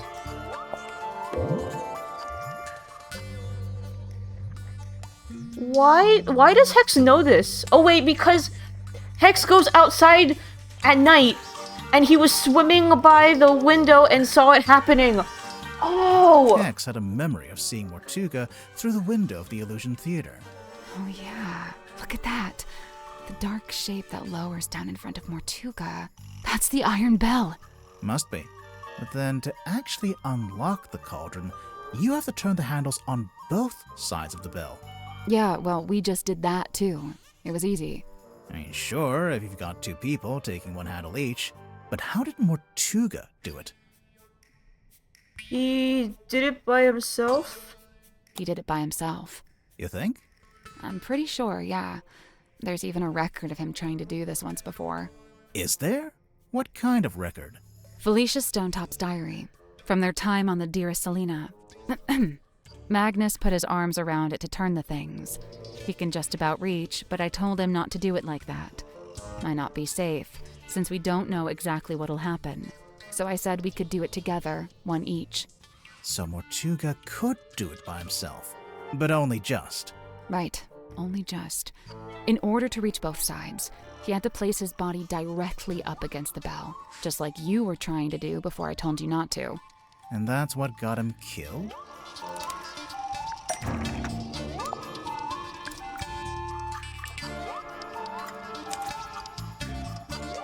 Metal thing was wedged into the iron bell to kill Mortuga when it rotated around. Metal thing was wedged into the iron bell to kill Mortuga when it rotated around. Mortuga was cut straight across the neck when the upper section of the bell swung around. Oh! We saw how fast it goes, and it's really heavy. It must have a whole load of force behind it. The little metal thing, it's not actually part of the iron bell. Someone must have put it there. Right, the culprit, presumably, knowing it would kill Mortuga if and when he tried to unlock the cauldron. Only it's, kinda small. Even if you did press up against the bell, I'm not sure it's long enough or sharp enough to cut you.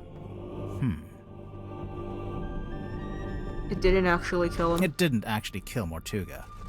Sure about that? no. Mortuga was cut straight across. Saw how fast. The little metal... Right, the only it's, even if you did press up... It's been broken in half? It was longer, but it's been broken in half. The part sticking out of the bell isn't the complete murder weapon. It's a fragment left behind when it was broken, presumably when the culprit took it back out. A fragment of what? A knife? Really quick, the two barnacles here, I think those are the barnacles. And whatever this thing is, looks like a face, and I hate it.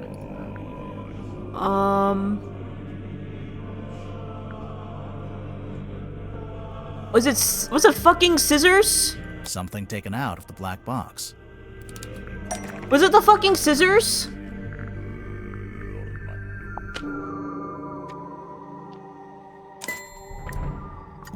The envelope's empty now, but there's an imprint of what was in there when Mortuga first opened the box. It's pretty clear. You can see exactly what shape it is. Okay, but what is it? And why was it in that envelope? What? A pair of scissors. Is what I would say if I wanted to be wrong, because that was wrong. The envelope's empty. It's pretty clear. Okay, but what is it? And why was it in that envelope? A necklace. The key.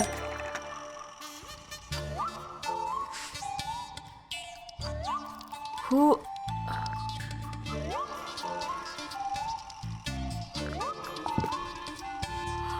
Oh! Oh. It once belonged to Felicia Stonetop. She's wearing it in the painting. I'm pretty sure she is, anyway. I don't know. It doesn't show the necklace very clearly. It's half hidden in her dress. Oh, okay, right. Okay, yeah, that makes sense, Yeah, they sent him the necklace. I don't know what this is. Oh, here. Oof. Here it is, as worn by Selena Stonetop, Felicia's mother, who presumably passed it down to her daughter. I'm assuming that's why it was eventually sent back to Silkworm, back to its original owner after Felicia died. So, the mourning envelope was sent to Fellow Manor, and then Selena, or Governor Fellow, or whoever, they put it in the black box. And then eventually Mariana comes along, finds the box, brings it onto the submarine, and hands it to Magnus Mortuga. who then opens it while he's in the captain's cabin with the culprit.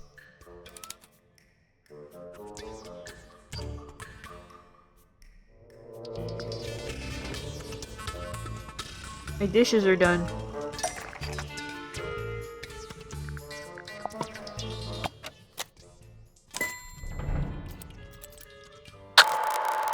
Please don't make me listen to this again. Here.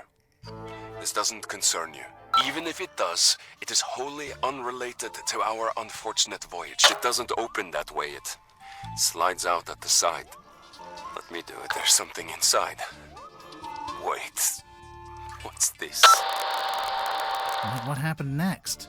Well, we know Mortuga didn't stay too long in the captain's cabin, since Mariana told us he came back into the control room. So, maybe Mortuga left the culprit in the cabin with a necklace? And that's when they could have wedged it into the side of the iron bell, so that if Mortuga attempted to unlock the cauldron by himself, it would be the last thing he ever did.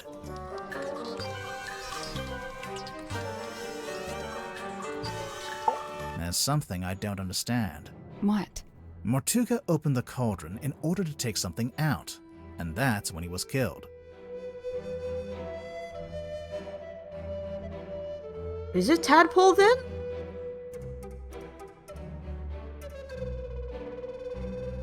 Okay, let's keep going. Right. So why was the cauldron empty? The culprit stole the contents of the cauldron. That's the only way to explain it. But how did they get to it? How did they get to the cauldron? You mean because the room was locked? Well, not technically locked, but Mortuga turned the wheel to shut the bulkhead door from the inside, and he shut it tight, probably as tight as he could, and by all accounts he was pretty strong.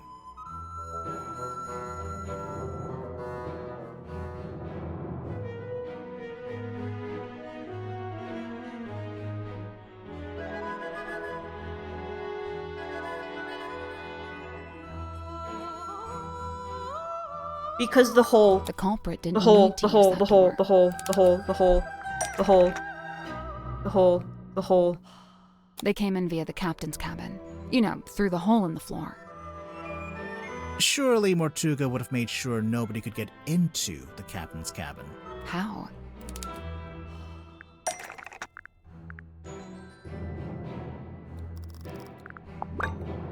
He had a key, he would have locked it. You think? Definitely, since he'd have rearranged it like we just did, moving the desk and the rug to reveal the hole. He wouldn't want anyone wandering in and seeing that. So the culprit would have needed the eyeball key. Mm-hmm. But how? I doubt Mortuga left it lying around. He probably took it with him. Yeah, I'm pretty sure Mortuga did take the key into the illusion theater. But then he died in a locked room. So how did someone else get hold of it?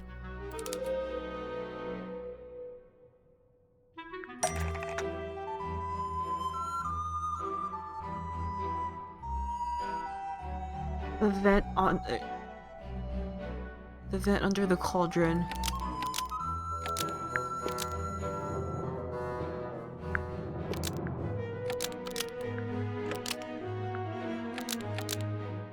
The eyeball key fell through the vent under the cauldron and it landed fell out in of the his bilge. like pocket or something. It fell into the bilge. The culprit Remember how it vented. smelled kind of weird? That's the bilge water Oh, So the I don't eyeball key remember just that. happened to roll across the floor and into the vent. smell. No, it didn't happen by accident. Tilted the okay. The culprit tilted the submarine.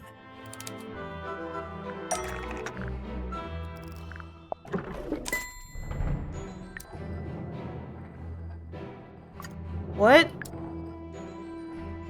What do you mean, which part? What do you mean, what do you mean?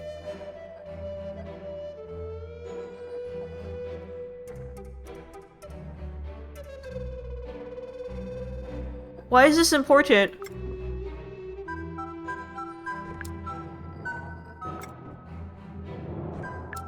Oh, okay, Making the submarine surface tilts the front end up and the back end down.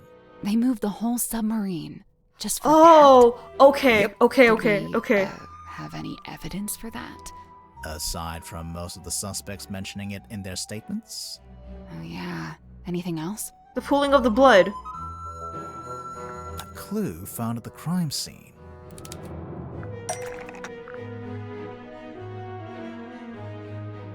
What do you mean?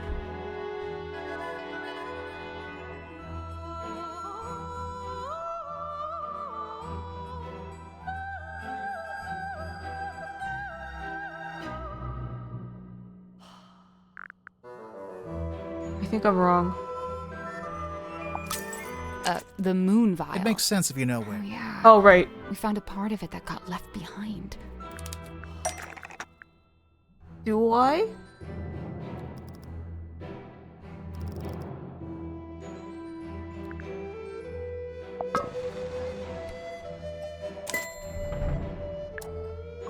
This is the right clue, but we want a specific. So the moon vial rolled right off Mortuga's desk and through a hole in the floor. Oh! A phenomenon Okay. observed at the crime scene. This is what I... Okay. This is what I was trying to Mortuga's blood. present. It pulled out first, but then started running down towards the bilge vent. Anything else? A clue found in the control room.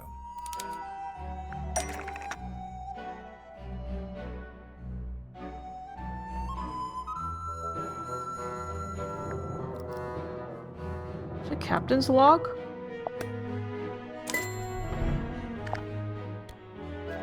This is the right clue, but let's be specific. A log card from the day of the murder. Is this shows the depth of the submarine? It starts at 0. That's when it surfaced. Presumably that's when Mariana came on board. It steadily goes down, but then later it suddenly goes back up again. Once the culprit had the key, they could let themselves into the captain's cabin, which, as we know, gave them access to the crime scene from above.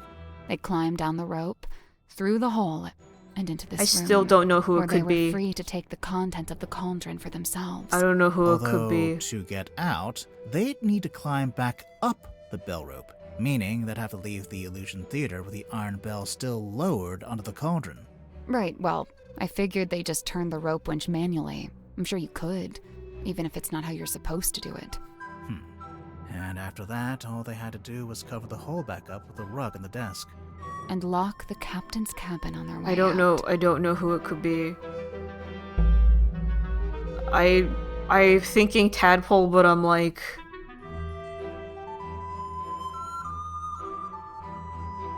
Tadpole's the only one who mentions the fucking, like, weird alien creature. And I think is most likely the one who was with Tortuga. And that the conversation she could have been lying about how that was about taking charge. I don't know. It's about time we went to speak with everyone else. Mess hall? Let's go. Oh god, it's night. Where did everyone go? Wait, do you hear that? I can hear them arguing. I think they're above us. In the parlor? What's going on? Ooh, this is also pretty. She's on the table! Look at... But then I'll step in. I can't help but feel like this is it. It's one thing to call us all into the parlor, but Look, I know this isn't ideal, but this is just how it needs to be until we can... Cynthia, you have visitors? Hi. Hey. We're back. What's going on? Cynthia's decided to lock us in. I've just locked the foredeck access, just for the time being. How come? She may have gone mad. We're still assessing. She's worried the culprit will attempt to escape as soon as they're named. I mean... Oh, we're naming the culprit? Lovely. Been looking forward to this.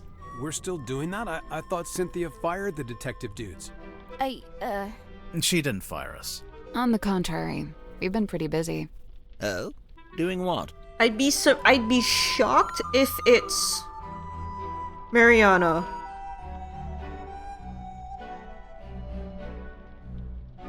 Zephyr seems to be the most sus. Grip does have motive.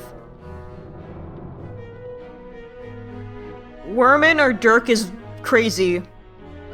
And I'm ruling out Cynthia and Symmetry because they're only fucking 18 and I don't think they have motive. It was Cornelius. So I'm thinking it's Tadpole, Zephyr, or Grip, and Tadpole seems the most sus, but I think she's the most she genuinely seems to like Mortuga, so I don't know why she would kill him. Like, she doesn't have the motive, but she seems to be like in the right place to do it. So I'm like, it's Grip or Zephyr, but I could be totally wrong. What else? Solving the mystery. Cornelius told Grip to do it. Don't make me pick, man. Don't make me pick. Don't make me pick it. Don't make me pick the person. I'm not gonna be able to do it. Please. Although I can't confirm that she want everyone to stay still for a minute. Surely the Cornelius being the culprit. she ever had it to lose in the first place. She's so tall. I like this scene. I just, want everyone to stay still for a minute. Surely the captain. Cool. You're not locked in. So what are we looking at? Do you have the murder weapon? No. Kinda? Right, kinda. Cynthia, maybe you should have fired them. No, look, listen to me. Mortuga was killed by the very- mechanism of the yeah. iron bell. It lowers onto the cauldron and they fit together. It's a big mechanical lock. Right, and there's this little metal thing wedged in the side. It's not part of the iron bell itself, but it was. How they got in and out without ever opening or closing the bulkhead door. So, the murder weapon... It's a necklace? Felicia Stonetop's necklace. And it's still missing? Right, apart from a small fragment that snapped off and was left in the iron bell. And Mortuga was killed because he tried to take something out of the cauldron? Take what out of the cauldron? It can only really be one thing. The one thing that all of this has been about.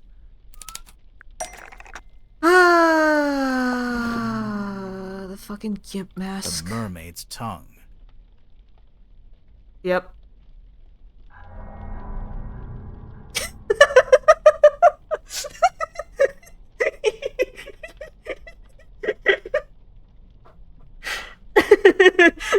Cynthia. The mermaid's what? It's a kind of ancient artifact. Mortuga found it on a sea voyage years ago. Right. The same voyage captured on this film reel. Who was in the back? Who was in the back? Captain Felicia Who was in the back? Magnus I'm never gonna find out, They am went off into I? the ocean on a ship named the Who Dearest was Selena. the third And person? came back with the mermaid's tongue. Please, I need to know. It's gonna drive me But insane. it was empty. It's been empty since we discovered the murder. Quite right. If this mermaid's tongue came out of the cauldron, where's it been this whole time? Well, we found it in Dr. Zephyr's cabinet of curiosity. Did you? Fascinating. But what is it? What does it do?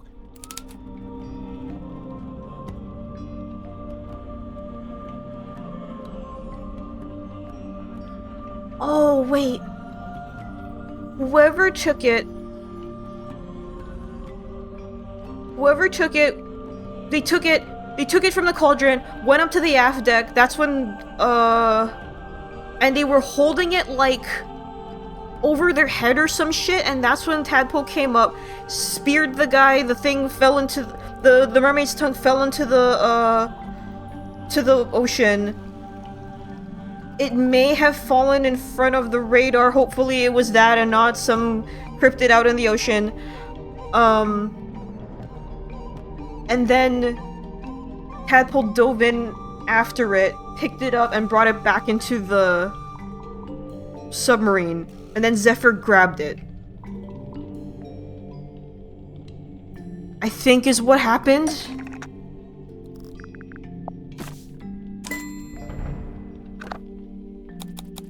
This is the correct clue, but we need to choose the right part. The mermaid's tongue, said to facilitate communication with she who lies beyond the veil. God was a woman. Requires a special key to operate. Huh. A key? What kind of key? Wait, facilitate communication? What does that actually mean? It's a translator. When worn over one's head, the mermaid's tongue allows you to commune with the mermaid.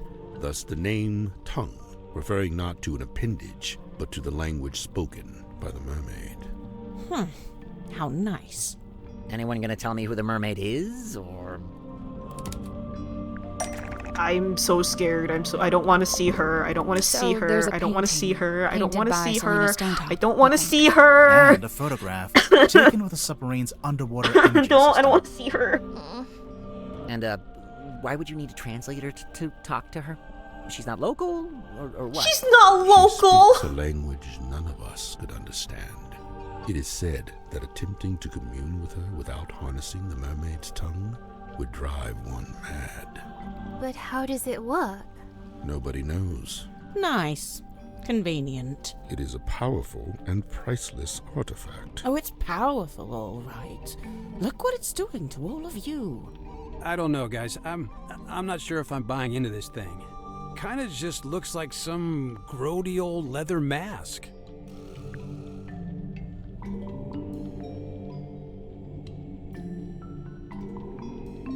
Wait. That's because it's not complete. How do you know? So this image here, it's a photograph of a drawing. A cropped photograph, too. The good news is, we've got the real thing.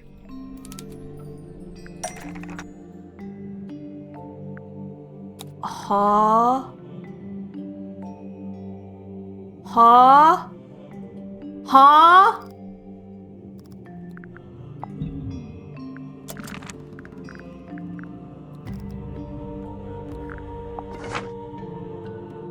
That's not it. Not the scroll. That's not right. The top part of the mask. That's not it. The letter? No. That's not it.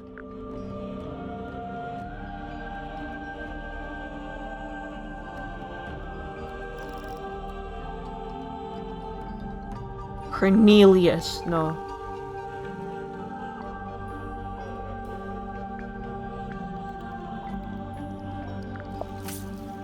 That's not right.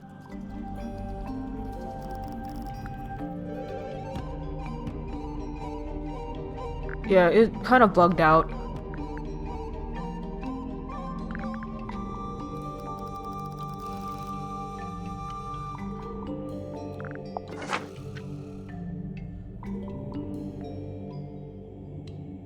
Oh. No, you were right. You were right, Ruka. That's not okay, right. I see. No, you're right. I just didn't do this correctly. Okay. Okay. No, you were right. I just presenting the things is difficult. It turns out the ocean map shows what it's supposed to look like.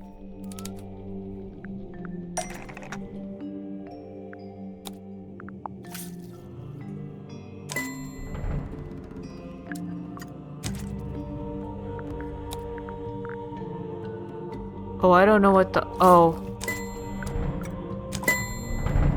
Are we going to die? Are we gonna die? Oh, sure. Just help yourself to the stuff in my personal treasure chest. I don't mind. That antenna.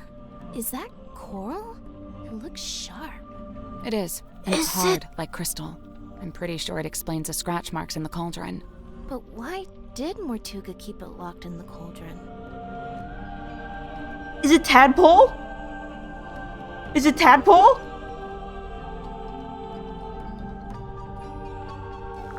Because he wanted to keep it hidden from everyone. The mermaid's tongue being on board was a secret Mortuga was keeping. The cauldron was covered by the sailcloth and locked in the storeroom, and Mortuga wanted to keep it that way. It's true. When he saw my poster, he told me we had to keep the cauldron covered up. Why the cauldron, though? Wouldn't it have been less conspicuous if he just kept it in a wooden crate or something? Keeping the mermaid's tongue in the cauldron wasn't something Mortuga came up with himself. Even before he ever found it, it's just where it's always been kept.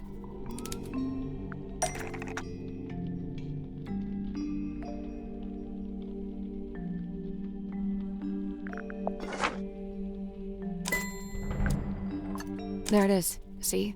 In the cauldron, beneath the iron bell, beneath the wooden buoy. But that was a long time ago. How do you know the mermaid's tongue was still in the cauldron at the time of the murder? Well, Tadpole told us about someone she saw on the aft deck shortly after the murder. She described it as a demon, with a single horn and glowing eyes. Okay, maybe it's not Tadpole. The culprit wearing the mermaid's Maybe it's not tongue. It's not Tadpole. Right. It's not Tadpole We then. figured It's not they'd just Tadpole. taken it from the It's not cauldron Tadpole. after killing It's not Tadpole. Mortuga. So the culprit knew about the mermaid's tongue, knew what it was, knew how to use it. Definitely. But Mortuga never really told us about any of this. How did the culprit know about it? It's Zephyr or Grip. It's Zephyr or Grip. They were the third person on the Dear Selena voyage. Because they were the third person on the Dearest Selena voyage. It's Grip. It's Grip. I think it's Grip. It's Grip. Third person? In addition to Magnus Mortuga and Felicia Stonetop, I assume. Right. It was a crew of 3, not 2.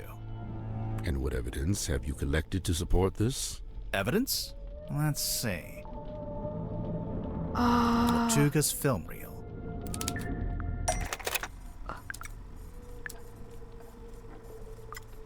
This is gonna suck to hear.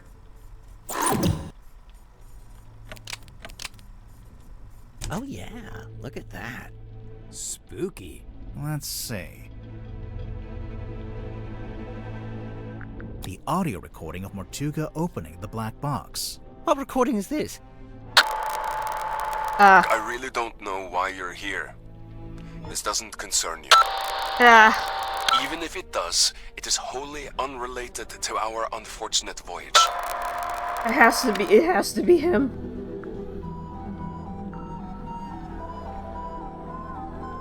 Mortuga is talking to the third person from the voyage. Is he? I only hear the one voice.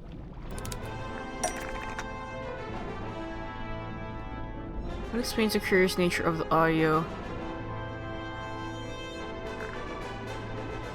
Oh, right, the radios, because it kept blipping in and out. Before it reached Mariana's pipe, the audio was transmitted from the cabin to the control room by these radios. Only they're faulty, or one of them is, at least. It turns itself on and off every few seconds. The cadence happened to line up with the conversation, so you only get Mortuga's half. Huh. That's quite the coincidence. Personally, if I'd written that, I'd feel guilty. Worman. There are more things in heaven and earth, Mr. Worman. Yeah. Let's see. The ship in a bottle. Oh, the thingy that got loose. There's a thingy that got loose.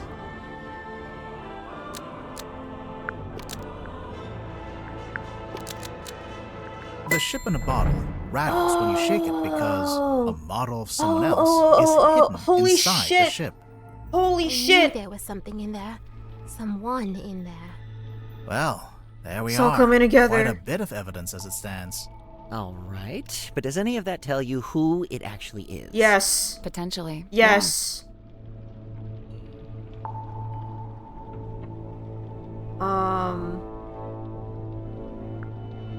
The ship in a bottle rattling when you shake it.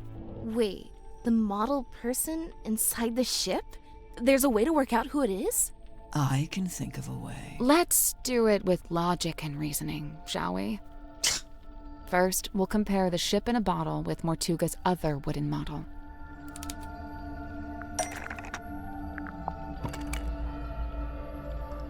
Yeah. He's not in the he's not there. He's not there. He's not on the model.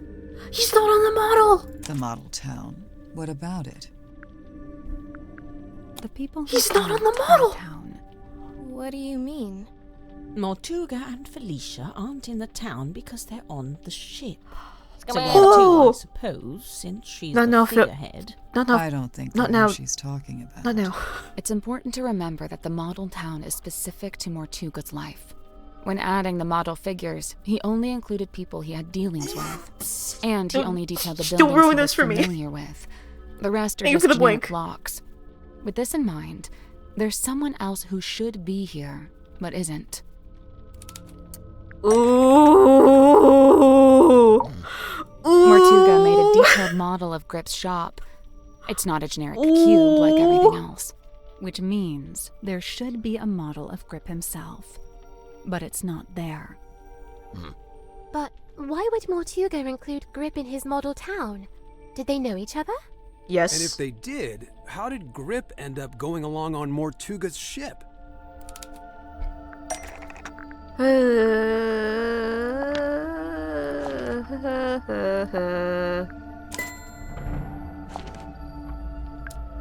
There's a sticker on the back of the map. It's a service record from Grip's shop. Mortuga hired Grip to interpret the ocean map, which he did. But Grip didn't ask for payment in money. Instead, he asked to come on the voyage. This isn't proof. Not really. No. Well, there is one thing we could... Do it. If you don't, I will.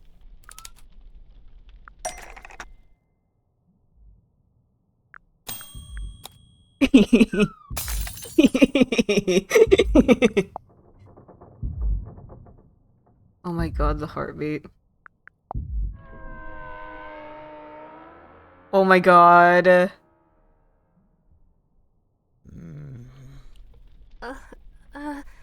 Mr. Grip being on that ship isn't actually evidence that he murdered Mortuga. What about the murder weapon? What happened to it? Right. Nor is this evidence that he used the mermaid's tongue. Wouldn't he have needed that special key?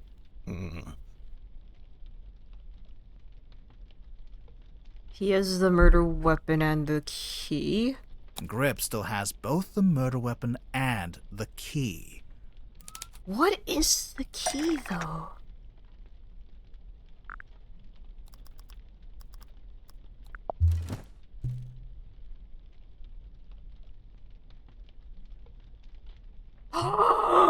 You're right.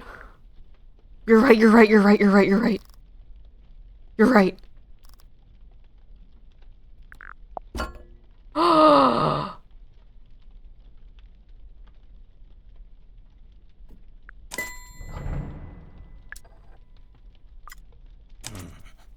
Oh. Oh no.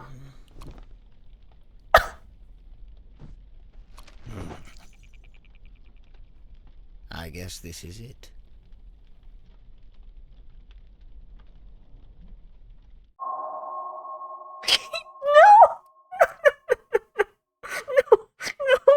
Cornelius, no!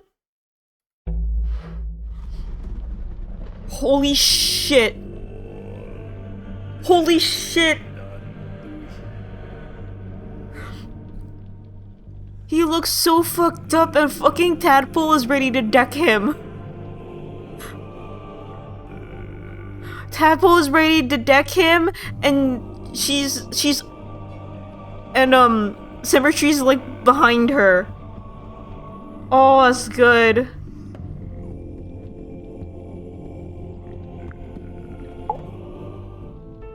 Plot the unplottable, chart the unchartable, measure the unmeasurable.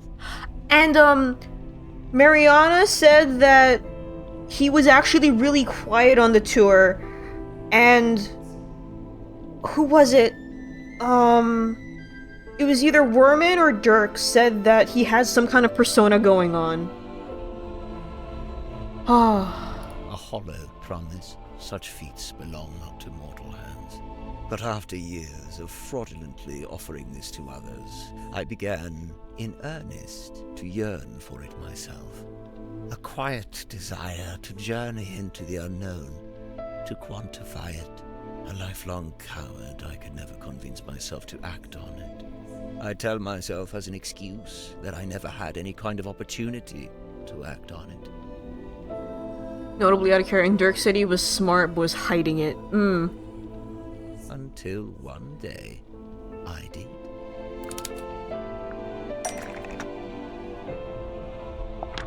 Mortuga sought me out, sought out my services.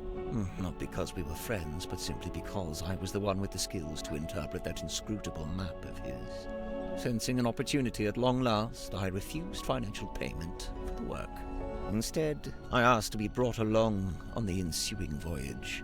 Mortuga was surprised by the request, but he ultimately agreed to my terms. Such was his desire to interpret the map. And it makes sense that he led Mariana to the bilge so he'd have someone to,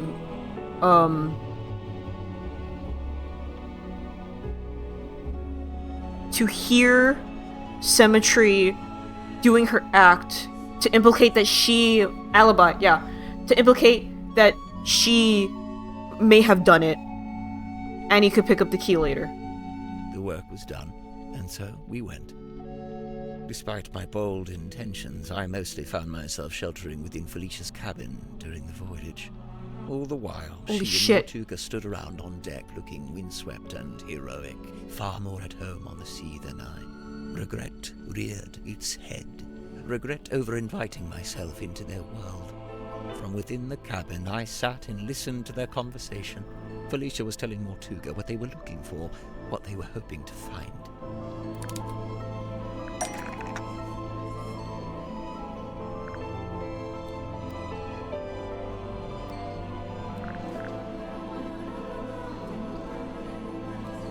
That's it.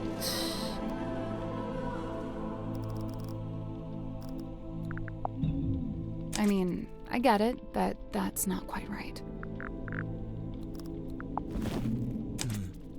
Did Felicia know what it was before she found it? Somehow she did. Her description to Mortuga was thus: a mask worn over the head. It facilitates communication with an ancient being of eternal mystery. That's really how she worded it? With the right contraption in your pocket, even the great unknown may be quantified and calculated. And here it was. Not a map, not a compass, but a communication device. A translator. Besides knowing what it was, Felicia also knew how to find it. How its location in the ocean would be marked with a wooden buoy that glows with green light. We waited. Night fell. But before long we were indeed signaled by this very light, and the buoy was sighted. Mortuga hauled it up, pulled it all up, right onto the deck. It was heavy, but he was strong.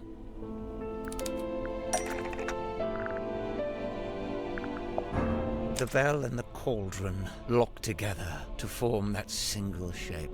Mortuga went to unlock it by himself, but Felicia cautioned him against it. She warned that it could be dangerous to stand so close, as the mechanism would be surely powerful. And so they unlocked it together, taking a handle each. Felicia took the mermaid's tongue from within the cauldron. Did it have the coral and the gemstone eyes? Yes, they were attached. And what about the necklace? Felicia had it around her neck. She'd come prepared, clearly. Did she use it? Yes, I watched her do it. She used the necklace key to wind up the mermaid's tongue and placed it over her head. Felicia spoke through the mask. Her voice was changed. The mermaid was summoned. Entranced, I rushed out onto the deck and leaned over the side. Mortuga clambered up to the wheel in an attempt to steer us away from harm. The mermaid reached out and grabbed the wheel. And Mortuga's right shoulder? Yes, of course. It was a thumbprint. Fingerprint. It was a fingerprint. Mortuga held fast, but a portion of the wheel broke off and fell into the ocean. With her other hand, the mermaid grabbed the mast, almost snapping it in two. The ship buckled and I was thrown off the side into the ocean. Huh? I was underwater, but I was held in place by a hand. Her hand. She was speaking to me, but it was a language I could not understand. Okay, this I did not. I wanted so much to understand. Sensing the disconnect, she let go. A moment passed. A lifetime. I became vaguely aware that I was about to drown, but I didn't want to leave.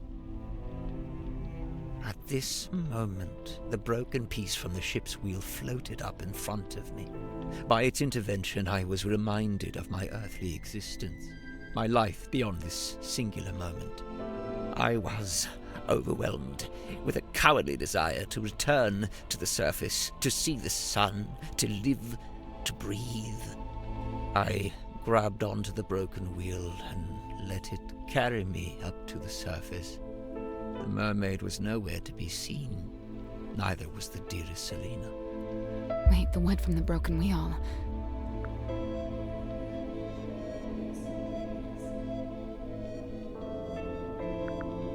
It eventually became Cornelius Kane. Correct. It has been my earthly tether. The feel of the wood in my hand, a tangible reminder of that desire I once felt to live and to breathe. But what happened? Weren't you stranded in the ocean? Somehow the currents carried me back to the silkworm. Oh my gosh. I took the broken wheel piece back home and fell into a deep sleep.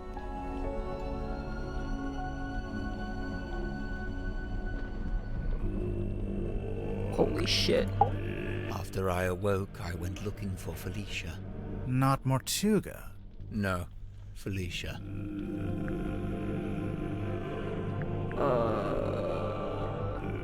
Felicia had been the one wearing the mermaid's tongue. Correct. Given what I knew, I remembered to blink. I surmise she may have understood what the mermaid had said to me. I went to the Stone Top Inn, but Felicia was not there. She fucking I searched left. through the empty building until I came to Mortuga's room. I was encouraged to see that he had at least retained the wooden boy and the iron bell. Mortuga was in his bed, asleep. He looked ill, weak. I woke him up. I asked him about the mermaid's tongue. What had happened to it? Where was it? You had some fucked up malevolent antagonistic scriptures. I touched the Eldritch and I never recovered, yeah. At first, Mortuga said nothing. He merely looked at me. He told me that he and Felicia had locked it away in the cauldron and thrown it back into the ocean. He said they'd kept the wooden boy so that nobody else would ever be able to find it, and they'd kept the iron bell so that even if someone was to come across the cauldron, they wouldn't be able to unlock it. I was horrified to learn this. My only chance of summoning and communicating with the mermaid lost beneath the waves. Or so I thought. Did you ask about the necklace key? Mortuga hadn't mentioned it, and I did not ask about it. At that time, I simply assumed it had been left in the mouth of the mermaid's tongue and thus would be in the cauldron. I demanded that we take the dearest Selena back out on a second voyage to recover the sunken cauldron. Mortuga said it was impossible. For one, the dearest Selena couldn't recover it from the bottom of the ocean if it was not attached to the boy. And secondly, Felicia had decommissioned the ship and it was being taken apart at the shipyard. In explanation, Mortuga handed me a folded piece of parchment. Oh, they have the same coral. Oh my god.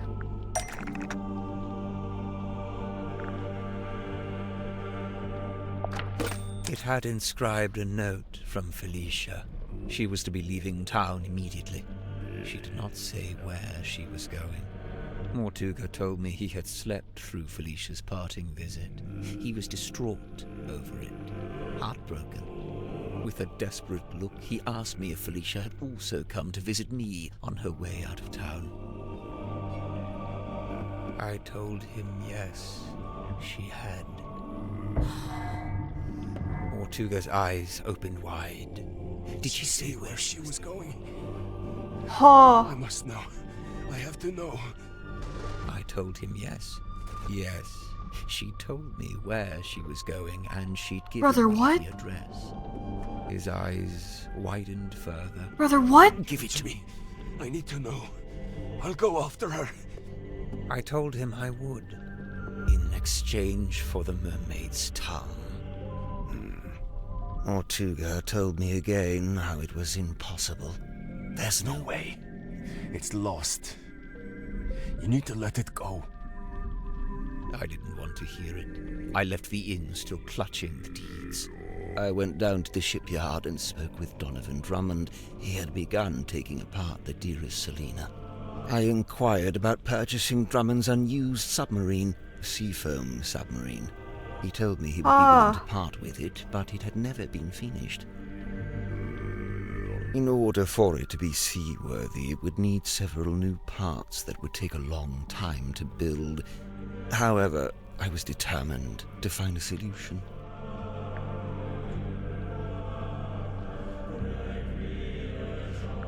You offered to buy both the seafoam submarine and the dearest Selena.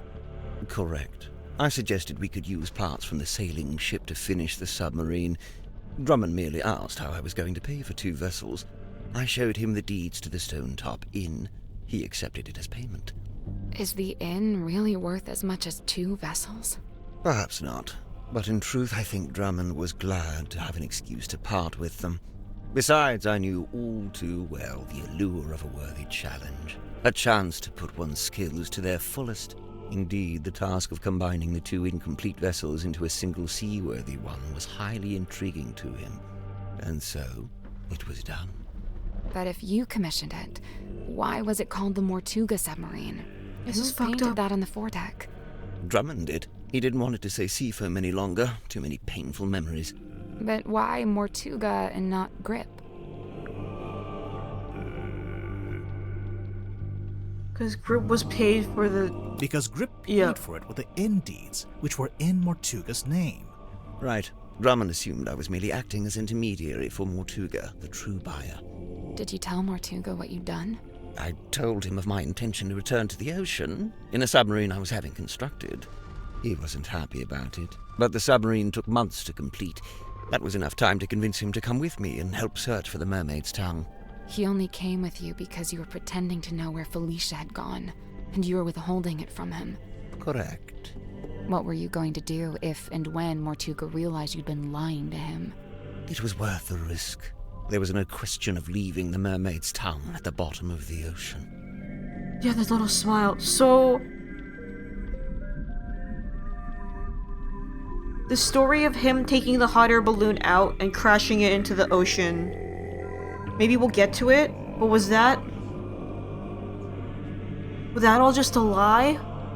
But it wasn't lost in the ocean. Mortuga had it the whole time. Correct. As I had lied to him, he had lied to me. Dirk doubted it. And Zephyr never... No one corroborated it. Zephyr never said anything about, oh, Grip came on when so and whatever happened. Okay.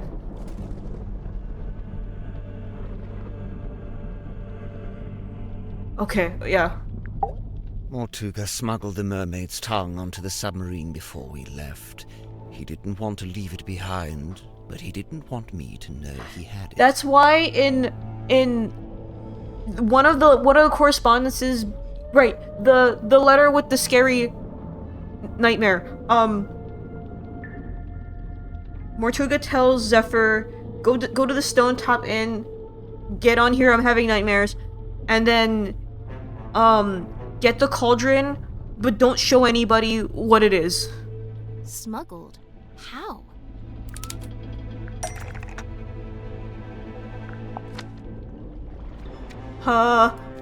Mortuga sent me a letter, inviting me to join him on the submarine. Grip, did you know he'd done that? Mortuga told me he was going to bring somebody else on board. An old friend, a collector of occult curiosities who might be helpful. Don't show me But that I didn't nightmare. want Don't anyone show to me the know nightmare. What we were doing, or what we were looking for. I told Mortuga not to mention me in the letter. I followed Mortuga's instructions precisely. If Freya is Selena's daughter, are we to assume that the nightmares, that the nightmare is hereditary? Is this what we're to assume?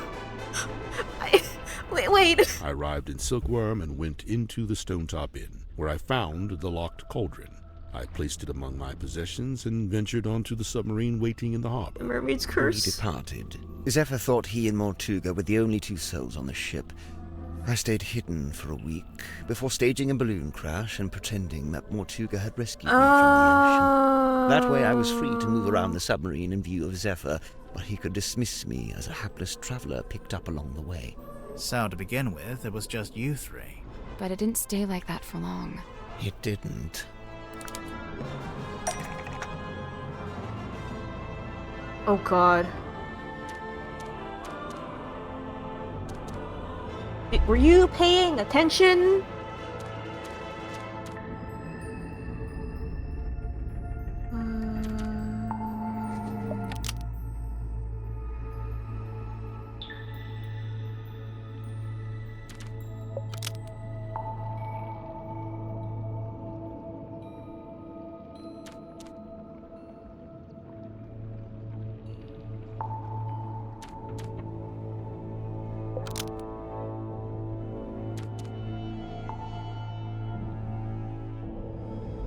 Kill his Mermaid.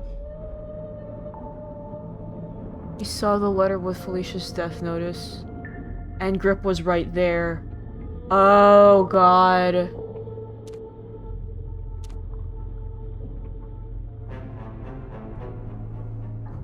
Well, not Magnus Mortuga. So sent a letter explaining how to access the Mortuga submarine. Everyone had motives about each other and Grip was cool. God, yeah.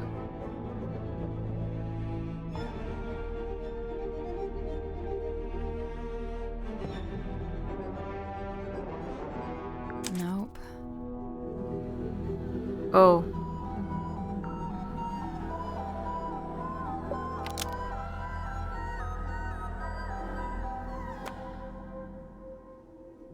I did not. Okay. Okay, I was like, this seems wrong. I didn't read the instructions!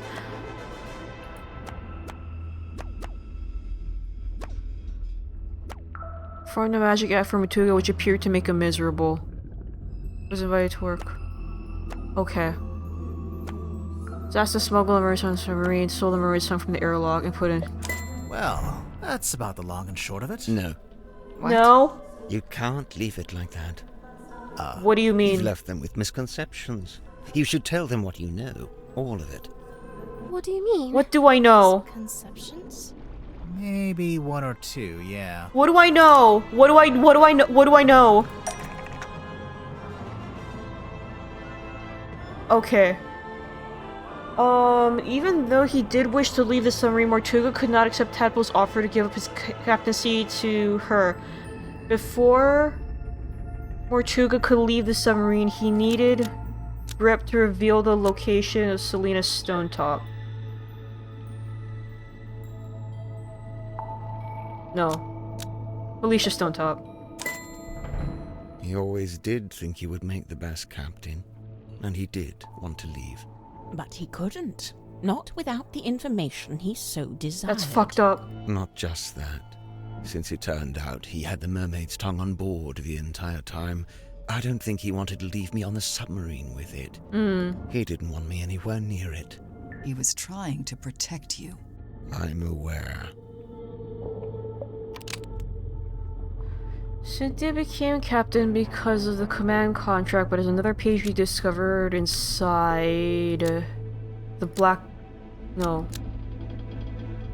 message in the bottle. While it's true that Mortuga did decide to create the command contract after Cynthia showed him the indeeds, the contract was never intended for Cynthia.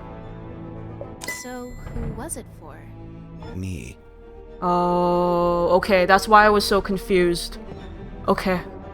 Once Mortuga found out the indeeds had been used to pay for the submarine, he realized for the first time that he was its legal owner. He really hadn't known that before? Because he had never he never read it. He never read it? No, he'd always assumed I paid for it with my own money. Armed with the new information, Mortuga attempted to use it to control me. Thus, the command contract. What exactly was he hoping to achieve? To strong-arm me into telling him where Felicia had gone, and to cease my search for the mermaid's tongue. But it didn't work. Of course not. Wasn't Mortuga supposed to be paperwork averse? I'm surprised to learn he would try to control someone with a contract. Where would he even get an idea like that? That's my bad. I ended up telling him all about contracts, you know, what they are, how they work. I guess Mortuga thought if I could be controlled by a contract, maybe someone else could be too.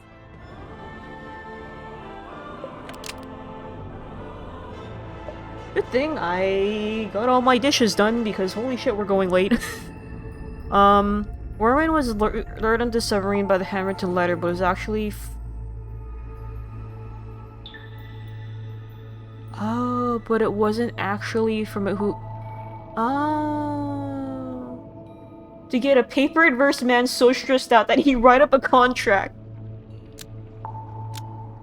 Magnus Mortuga sent it, hoping to lure Werman onto the submarine. He hoped Werman might have information about Felicia Stonetop because Werman's father had been acquainted with like a bunch of quotes with her. Wait, so Mortuga wrote the letter? Not exactly. It was his idea, but he wasn't one for writing by hand, so he asked me to do it for him. That's girl's handwriting! That's girl's handwriting! But why Ibis?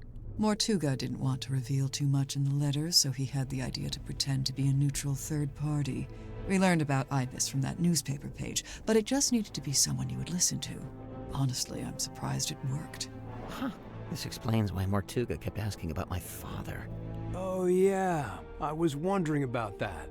Were you able to tell him anything? Afraid not. I haven't spoken to my father in years. Do you think he would have known anything about Felicia? About what happened to her? It's possible. I'm gonna fucking name the VOD on the YouTube, That's Girl's Handwriting.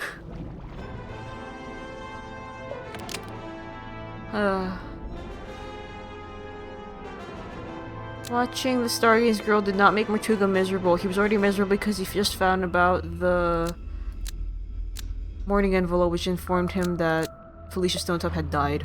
See? I told you. You didn't make him sad. Oh. He just learned about the death of his beloved friend. Oh. What I did, it was... You didn't know. Symmetry, let it go. Your anguish. That goes for all of you. Mortuga's actions, his decisions, all motivated by that same singular desire. Also, Grip does not get to talk. Grip does not get to fucking talk because he tried to pin it on Symmetry. Which is fucked up. Which is super duper fucked up. It was all an effort to locate Felicia Stonetop. Her. Likewise, it transpires that Godric's actions were also motivated by a singular desire.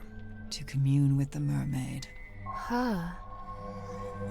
Poetic. And when they opened the black box and found the mourning envelope, found the necklace key, it all came to an end.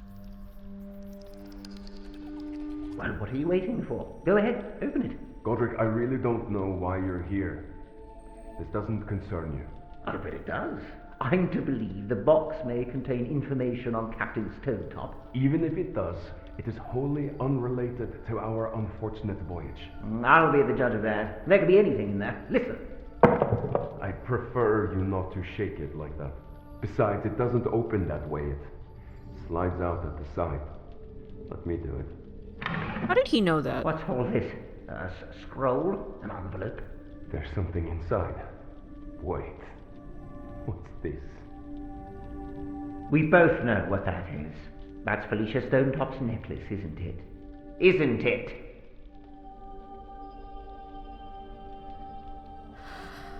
Oh. Our discovery of the necklace precipitated two important conclusions. One, we now possess the key necessary to operate the Mermaid's tongue. In my complacency, I had not even known it was missing, simply assuming it lay within the cauldron. But no, Felicia had taken it away with her, and now, through what twist of fate, it had returned. Which brings me to conclusion 2. The fact that her necklace had been sent to her parents in a black-rimmed envelope attested to us that Felicia Stonetop had died.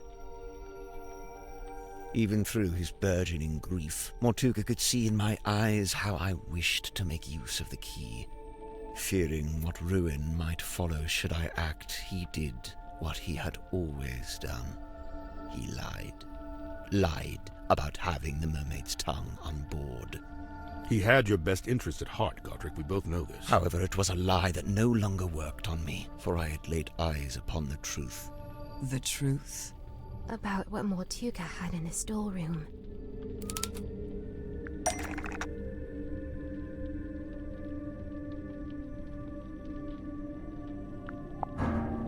That's not right. What drawing did Grip see that confirmed Mortuga was keeping the cauldron on the submarine? What drawing? Oh! Correct. I had seen Symmetry's drawing of the cauldron. He asked me to change it. I was going to change it. So now you had everything you needed. The key, the bell, and the mermaid's tongue itself, albeit locked in the cauldron. On that note, I had also surmised Mortuga's reason for rigging the iron bell onto a winch above his desk. I concluded that he had set it up this way so that he could unlock the cauldron and access its contents himself. You think he wanted to use the mermaid's tongue?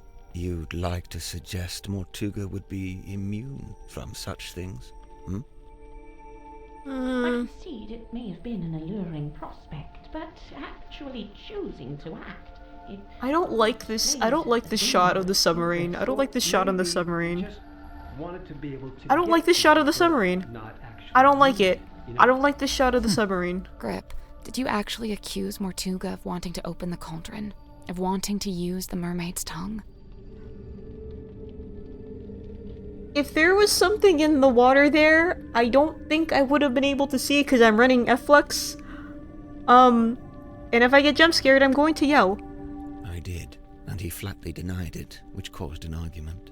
Truth be told, we were both sick of each other. The last vestiges of our mutual decorum fell away. He attempted to shut me down with cold logic, insisting that it was not possible for one man to simultaneously turn both dials on the iron bell. Wait, is that true?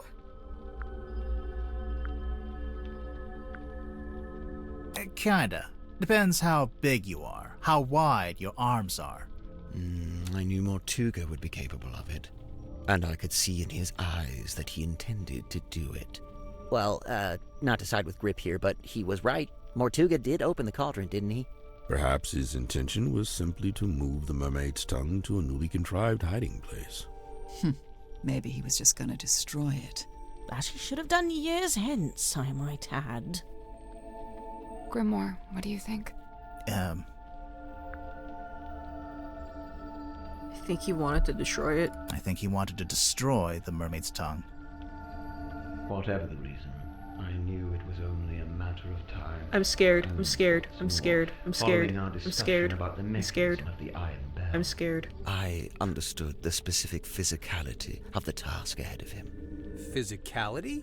In order to reach both dials, Mortuga would need to hold his body close against the iron bell. His head, his neck, would be right up against the mechanism. Overcome with frustration and grief, Mortuga had left the room. He had left me with the necklace key. I felt it in my hand, the metal cold and sharp. I climbed up onto the desk and wedged it into the iron bell around the back so that it would not be seen. At least, not until the mechanism Fucked up, bro. You're a murderer. Call me what you will. To me, it was merely insurance against continued deception What? and greed on Mortuga's part. If he indeed decided to keep the mermaid's tongue for himself, if he decided, as he always had, Brother. to keep it from me, then it would be his last decision. The rest you know. Having first locked himself in the room, Mortuga unlocked the cauldron and was killed by the blade of the necklace key. I tilted the submarine in order to claim the eyeball key, which granted me access to the captain's cabin and a path into the storeroom from above. I took the mermaid's tongue from the unlocked cauldron. And then you went up to the aft deck and used it, didn't you? I tried to, but you stopped me. You're welcome. Tadpole then dove into the ocean and collected the pieces. including the coral and the gemstone eyes, which she kept for herself. Yeah, as for the mask itself, I just left it in my room. And I took it when I later visited the room to collect hex from the dome tank. Wow, you're admitting it, huh? I admit I moved it to a more secure location, ultimately a wise decision, wouldn't you say? Except it's not there anymore, is it? It's right. Hey, Edwin.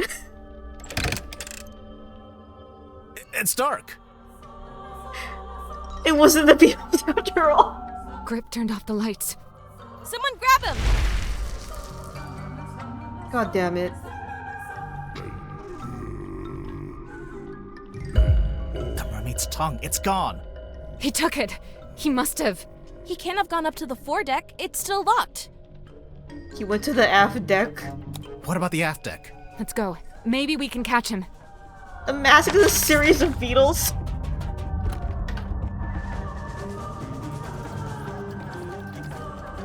Oh god,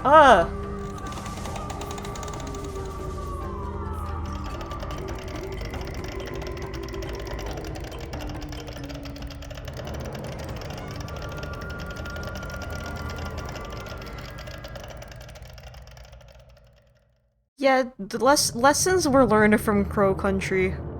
Holy shit, dude! Holy fuck! Oh! Hate that! He has- oh god!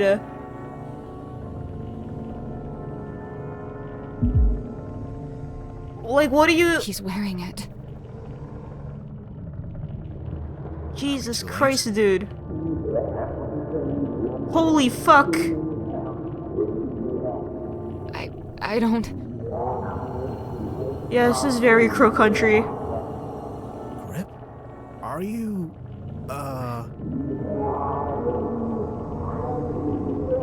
What? Wait, where's he going?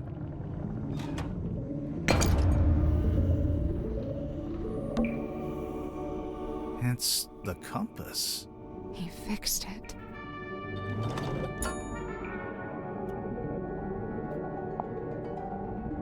Issue with Compass momentarily overwhelmed. Compass fixed by Got Your Grip for customer Cynthia Seafoam. Cost Wade! You're crazy, dude! Dude, you're crazy!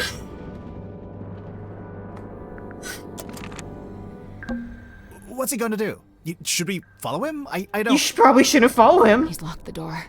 Can you see him through the window? But he fixed it. Cornelius!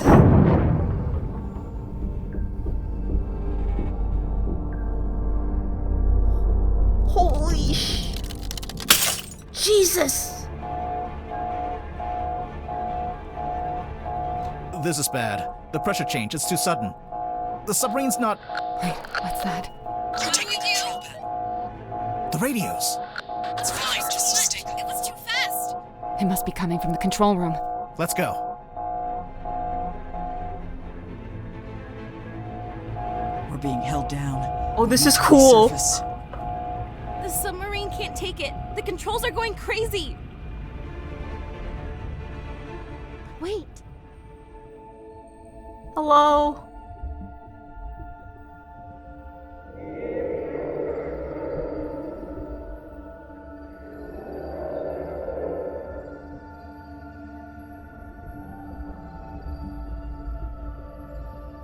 Oh, he's gone. Oh, he's gone. What did she? She's gone. Oh, everyone's getting the bends. Everyone's getting, like, the bends. Don't tell me no one on this has the bends. He's my favorite. Everyone just got the fucking bends, dude. Remarkable. Let's just head back to Silkworm, shall we? Get everyone off Everyone has to go into the pressure chamber and read a book for like an hour, 2 hours, 3 hours, however long that one student of mine had to go sit in that for, the depressurization chamber. And, Silkworm would be which way? We got moved. I don't know where we are. No stars, no moon. I don't know which way north is. I got a compass. Here. He fixed it.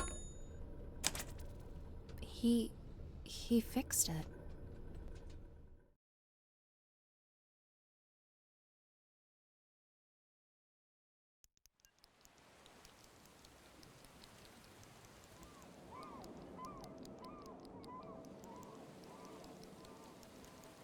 Where's Tadpole? Click on the lighthouse. I never got to go to the lighthouse. Oh, hey. Maybe our next case will be entirely in a lighthouse. No way. This was it. This was the lighthouse case. Would you mind not leaning on the fourth wall like that? Oh my god. I'm just saying, next time the theme will most likely be totally different. If there even is a next time. Oh my god. This was a lot of work. It may be unsustainable. Now who's leaning on the fourth I was wall? gonna say, I have been saying since my first session of this that it's like so much work went into this. This is a crazy amount of work. Games like this usually aren't funded because it's so much work. I don't know about you, but I thought that was all very interesting. I appreciate all the work. Yeah, I would have to agree. You must be pleased. You've come away with a new story to tell around the campfire. Quite right. I'm not sure it would be wise to tell too many people. No, don't worry. I'll change all your names to protect your privacy. Good. What are you going to change my name to? Detective Galathorn. Wow, I love it. Not bad. I'm almost afraid to ask. Sybil. Good. Yep, this conversation is over.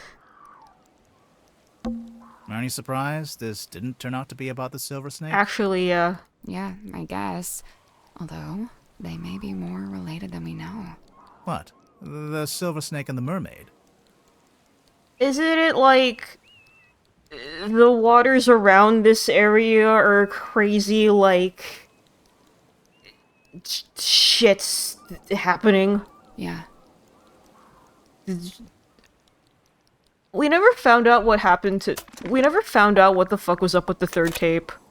We never This shit, I don't... Yeah, Tangle Tower is just the water. There's something in the water. This...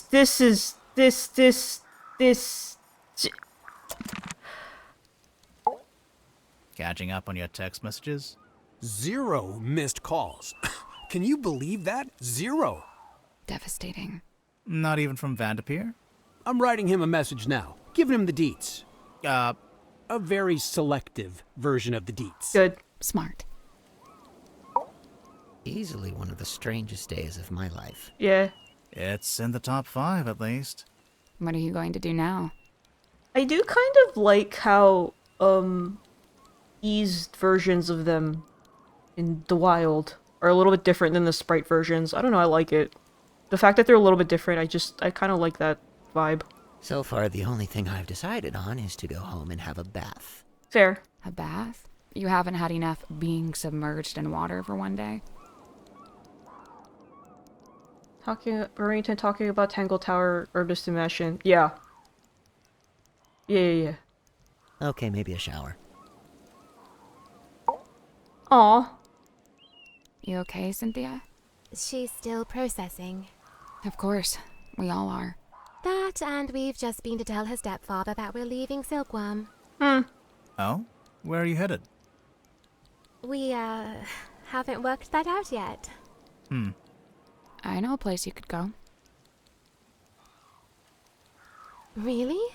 Yeah, I've got a couple friends you could stay with. I'll write down the address for you. With Fiona and... I forgot her other name. I forgot the other girl's name. With Fifi and... Oh, thank you. Mayhaps. Are you okay? Yeah. You? I loved Fifi's design. What the fart? I loved Fifi's design so much. Somehow, yeah. I don't know what's going... Oh, I know why. I closed the little vent flappy thing. I was like, why is my... My AC is on, but it's still like 80 degrees in here. That was the weirdest submarine I've ever been on. And the last? And the last. Is everyone okay? I guess so, huh? Fit as a fiddle. Oh, sure.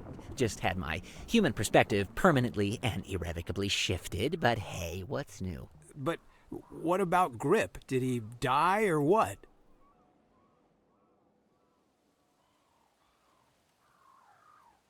I mean, unless you see the literary thing is unless you see the corpse, you cannot say yes. Seems very likely. But he made his choice. I really don't think it would do us any good to worry about it.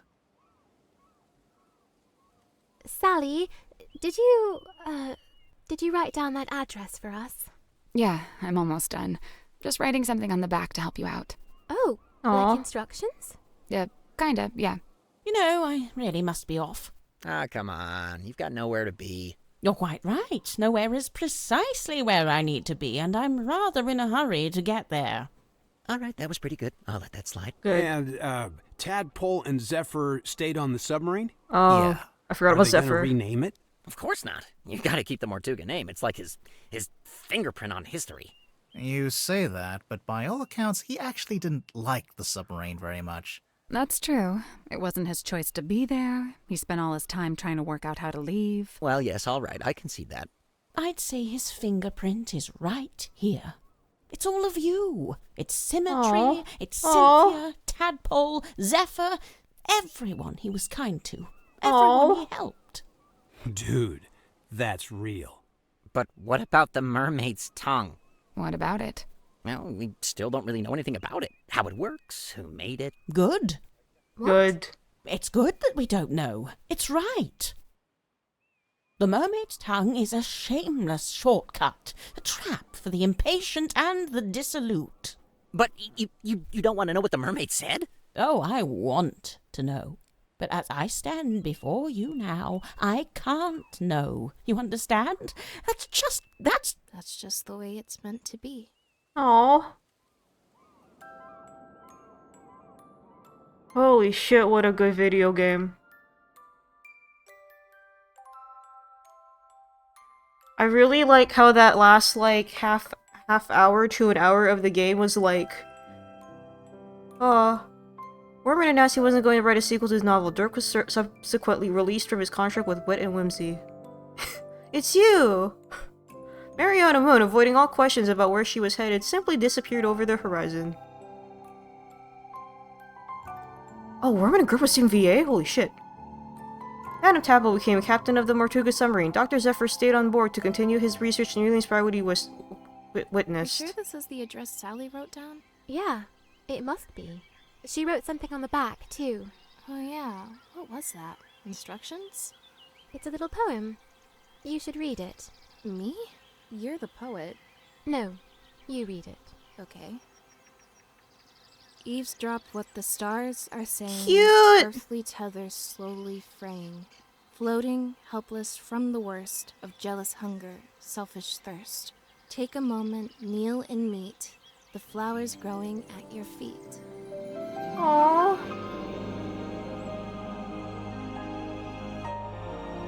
Aww. The hat bird. Yay! Yay! Fifi! Yippee! I forgot her name. I legit forgot her name, I'm sorry. The other one! It's been a while. I gotta go back and watch. I gotta go back and watch my VOD. Poppy, okay. It's Poppy! Happy world until the next mystery. Oh, it's so good. Yeah, there was a mermaid, but don't worry about it. There was a terrifying mermaid. I was gonna say that, like, whenever I play these games, I'm like, in the back of my mind, I know this is the same team that did Crow Country and Snipperclips, and I know Snipperclips is like the art style very comes out, but you look at Crow Country and you're like, how the fuck are these connected? And then that last hour is like, hits you in the back of the head with a frying pan. This is where the horror aspects come in, and we will not let you forget it. Holy shit. Well, the game ended just in time. Now I have like a half hour to fucking decompress. Yeah. Is a good ass repertoire. I was saying, like, I don't have a game of the year just yet, but this is like, so far this is it. Yeah, I don't know, it's like kind of weird, like, it is like August already and I don't have a game of the year, which is kind of crazy. But last year was also like stacked, so yeah, being the Hollower for you. What was I also gonna say? I might actually throw this up, like, you know how we're also all worried about, oh, Mina Zerba's ISAT? Oh, gotcha. I was thinking, like, games that, I mean, if we're, like, talking games that, like, if games from previous years qualify, then my game of the year is Gulcher Kill, but, like, as far as games that came out this year, this is a good contender, but I would also probably recommend this to people, because we're all looking at level 5, like, hey, how'd you make that, new Professor Layton game? You didn't use Gen AI, did you? Hey, level 5, how'd you make that Professor Layton game? So for people who are like, I'm not gonna touch that with a 10-foot pole, I'd probably tell them, hey, you're missing Ace Attorney, you're missing Professor Layton, go play this instead. It's good, it's very good. This year's pretty stacked, kinda, I don't know, compared to last year was like, holy shit, but you've seen a lot via this playthrough, you still wanna play it? Yeah. Yep, Layton being AI pilled. You will buy just to support the city? Yeah. I think the whole bundle is probably like 30-40 bucks or so? Maybe 50, but still 50 for 3 games is still good. I mean, that's indie game pricing, but go buy this game. And yeah, please support indie devs. But yeah, I enjoyed it. I enjoy. It's pay week. Funniest part was like, are we gonna have a mundane? Yeah, explanation for her. Like, they built it up so much. Yep, and chthonic horror. I was just sitting here like, it better come up. It better come up. It better fucking come up. Holy shit. Yep. Pan to the back of the head. By the way, we made Crow Country. Look at the art gallery a little bit. Holy shit. Ooh, I'm gonna study these. Holy shit! Wow! Yeah, I'm gonna have to study these. Cutscene through the porthole, yup. And Cornelius is there. Oh, these are cool. Oh, wow. Boggy and the Golden Beetle are real in this universe. Yeah, I haven't played the first game. I will probably play the first game. I don't know if on stream or not, but I will play the first game. Oh, cool.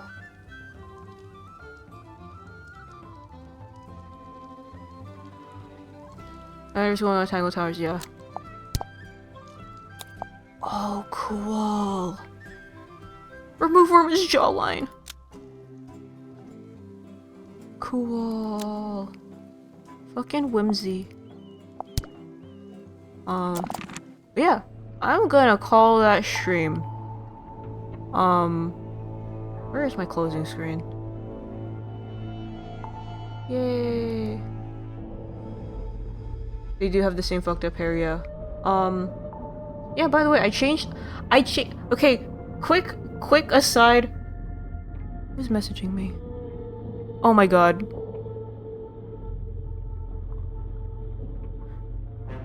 Ruka, what did you add me in? I'll take a look at this after. Yeah, I did. So I took out the now playing thing on the bottom of this screen, and I just added like text that will pop up if I have a background thing playing from iTunes. And to test to see what it would look like, I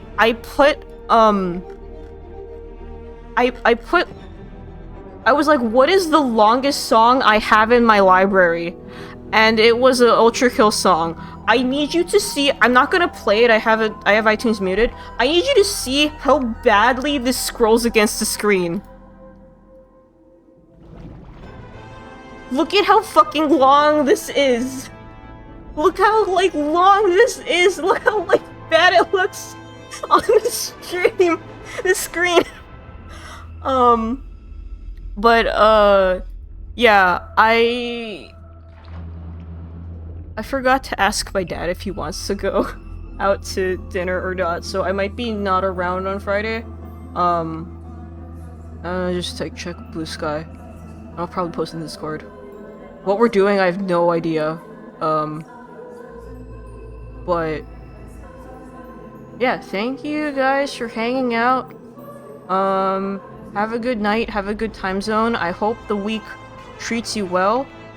And yeah. Thank you everyone for joining, and once again, Edwin, thank you for your work on this game too. I appreciate you. This game is so good. But yeah. Goodbye everybody. Goodbye.